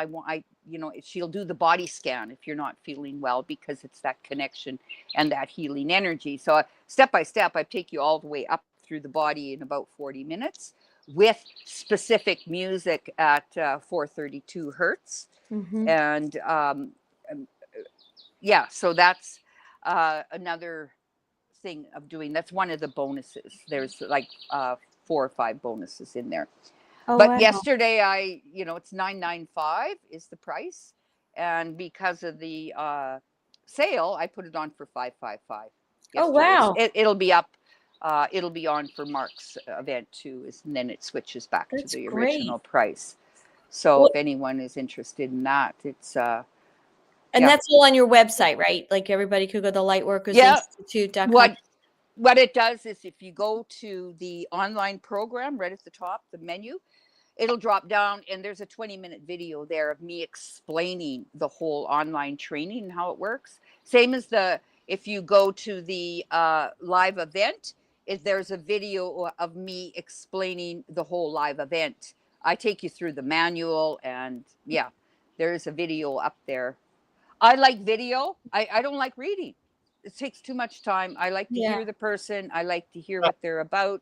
I connect with their energy. So No, 100%. By the way, I'm glad you just made me feel really good because as a life coach, obviously I'm not doing anything near where you're doing with the body, but I do the same thing. I create meditations and things like that for them using 432 hertz, music yeah, on. And it's so true what you said about information. It's got to be curated because people have to take it like in bites. You can't just throw a whole yeah, you could, there's a whole bunch of stuff you could tell them, but you have to do it in increments. So I love that, that's all part of it. Well, yeah. this Well, you can tell them, but they have to, when you learn it themselves, they have to embody it. And yes. that's, I don't do one-on-ones anymore. I used to, but it's just, now I teach because they're going to get it. You have to embody the work. I can read 1,000 books on how to ride a horse or how to play golf and Yeah. watch 1,000 videos. But until I get on the horse or get on the golf course, Exactly. it's the body has all the wisdom. This is knowledge. This is wisdom. The wise dome. Yeah. And it's in the training. And we need both. We need the coaches to do the mental side of things more so than I would. But that information is useless It's without all the body. holistic. No, it's all Yeah. holistic. We're Yeah. not, we can't separate, that's a big part of what people have to understand. You can't just isolate one aspect. You can't isolate Yeah. your spirituality from your mental, from your emotional, from your physical. It's all, Encompassed. yeah, it's all, and with that mindset, you're going to be more open, right? So when people So understand that, coming to someone like you, they're going to be able to actually feel more of what's going on in these different parts of their body, because it's a holistic, we're holistic beings, we're not just one dimensional.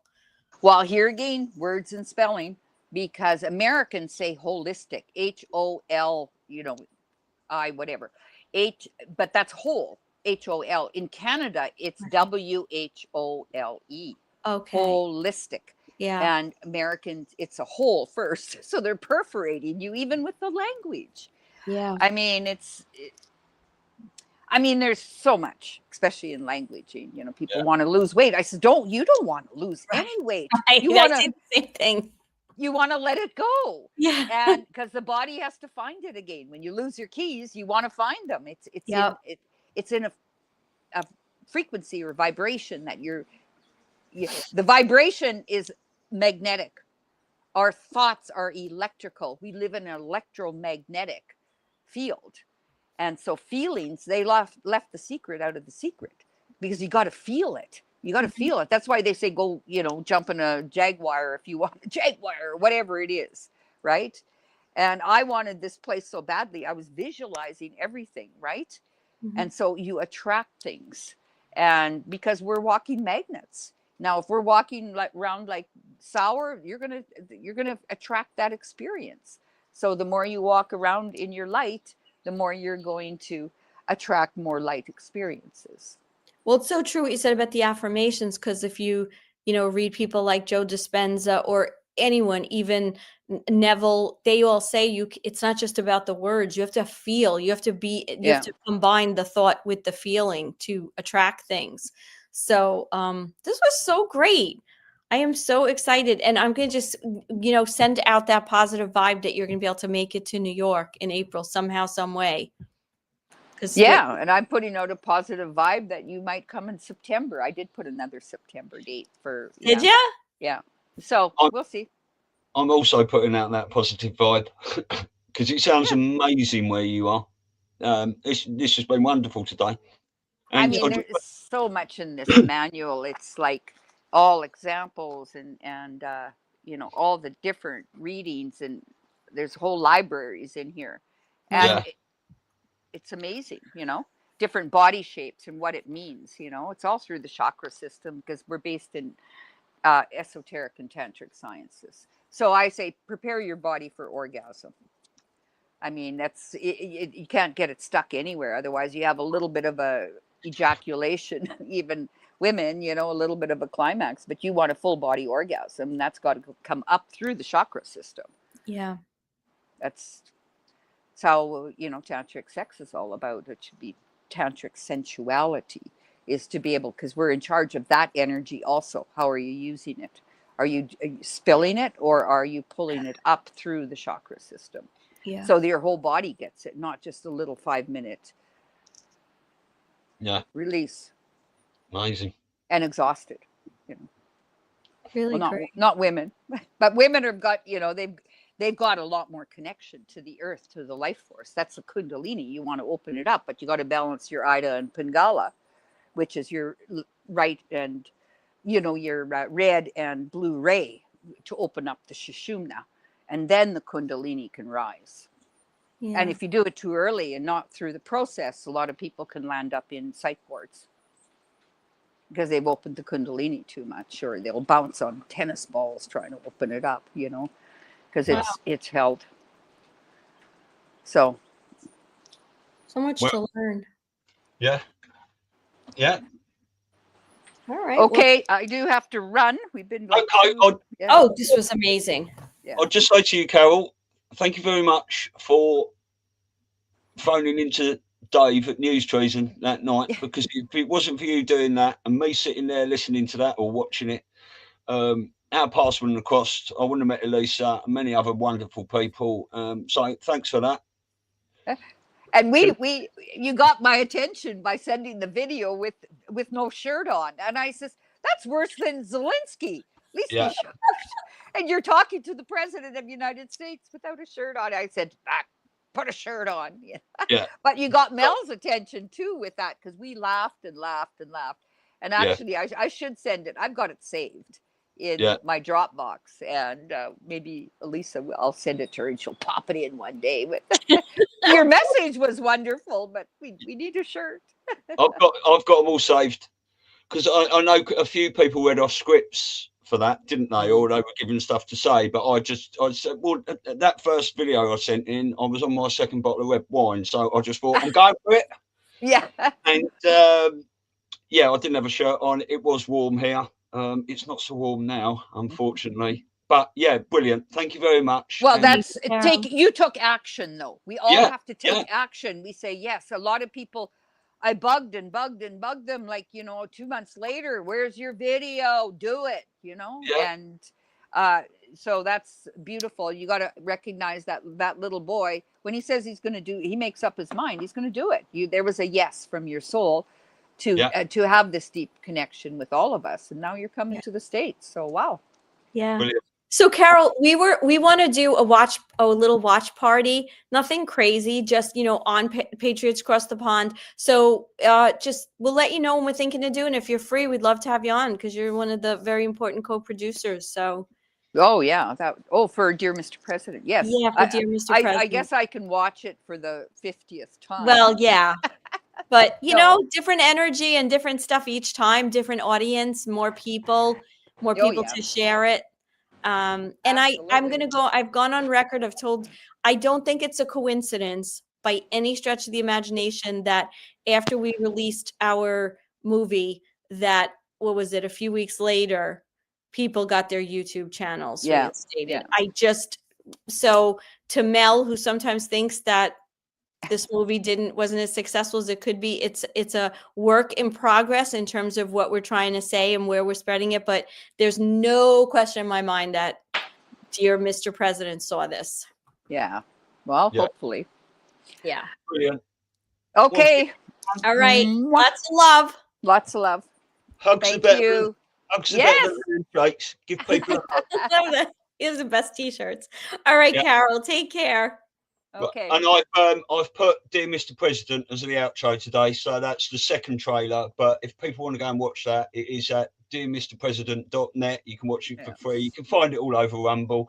And if you do want to hear Elisa, Carole, myself, and many others talking in Italian, French, Spanish, German, Russian, Cantonese, and Mandarin, there are also 7 different translations. So wonderful. Look, love to all. Okay. Mwah. See you later. Bye-bye. Bye. Dear Mr. President. Dear Mr. President. Dear Mr. President. Dear Mr. President. Dear Mr. President. Dear Mr. President, when did freedom of speech become a crime? In the land of the free, voices are vanishing, opinions are policed, truth is under fire.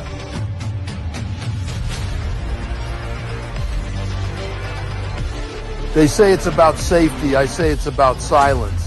Who's watching the watchmen? Who's filtering your feed? Who benefits from your silence? From the classroom to the newsroom, from Silicon Valley to Washington, D.C., who decides what you can say? Censorship. Censorship. Censorship. The censorship. Censorship. It's a much bigger threat to democracy than anything that we've seen in this country in the last 4 years, in the last 40 years. Our First Amendment is under assault, not just by big tech, but by government agencies. Voices are being silenced.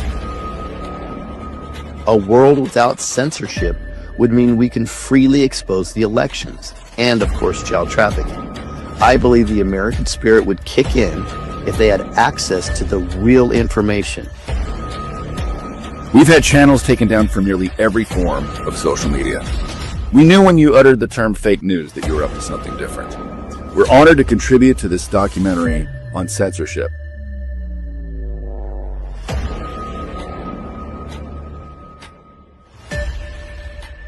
I have only one thing to ask. I just only want to see some accountability from somebody. Just pull that pin and throw that grenade already, buddy.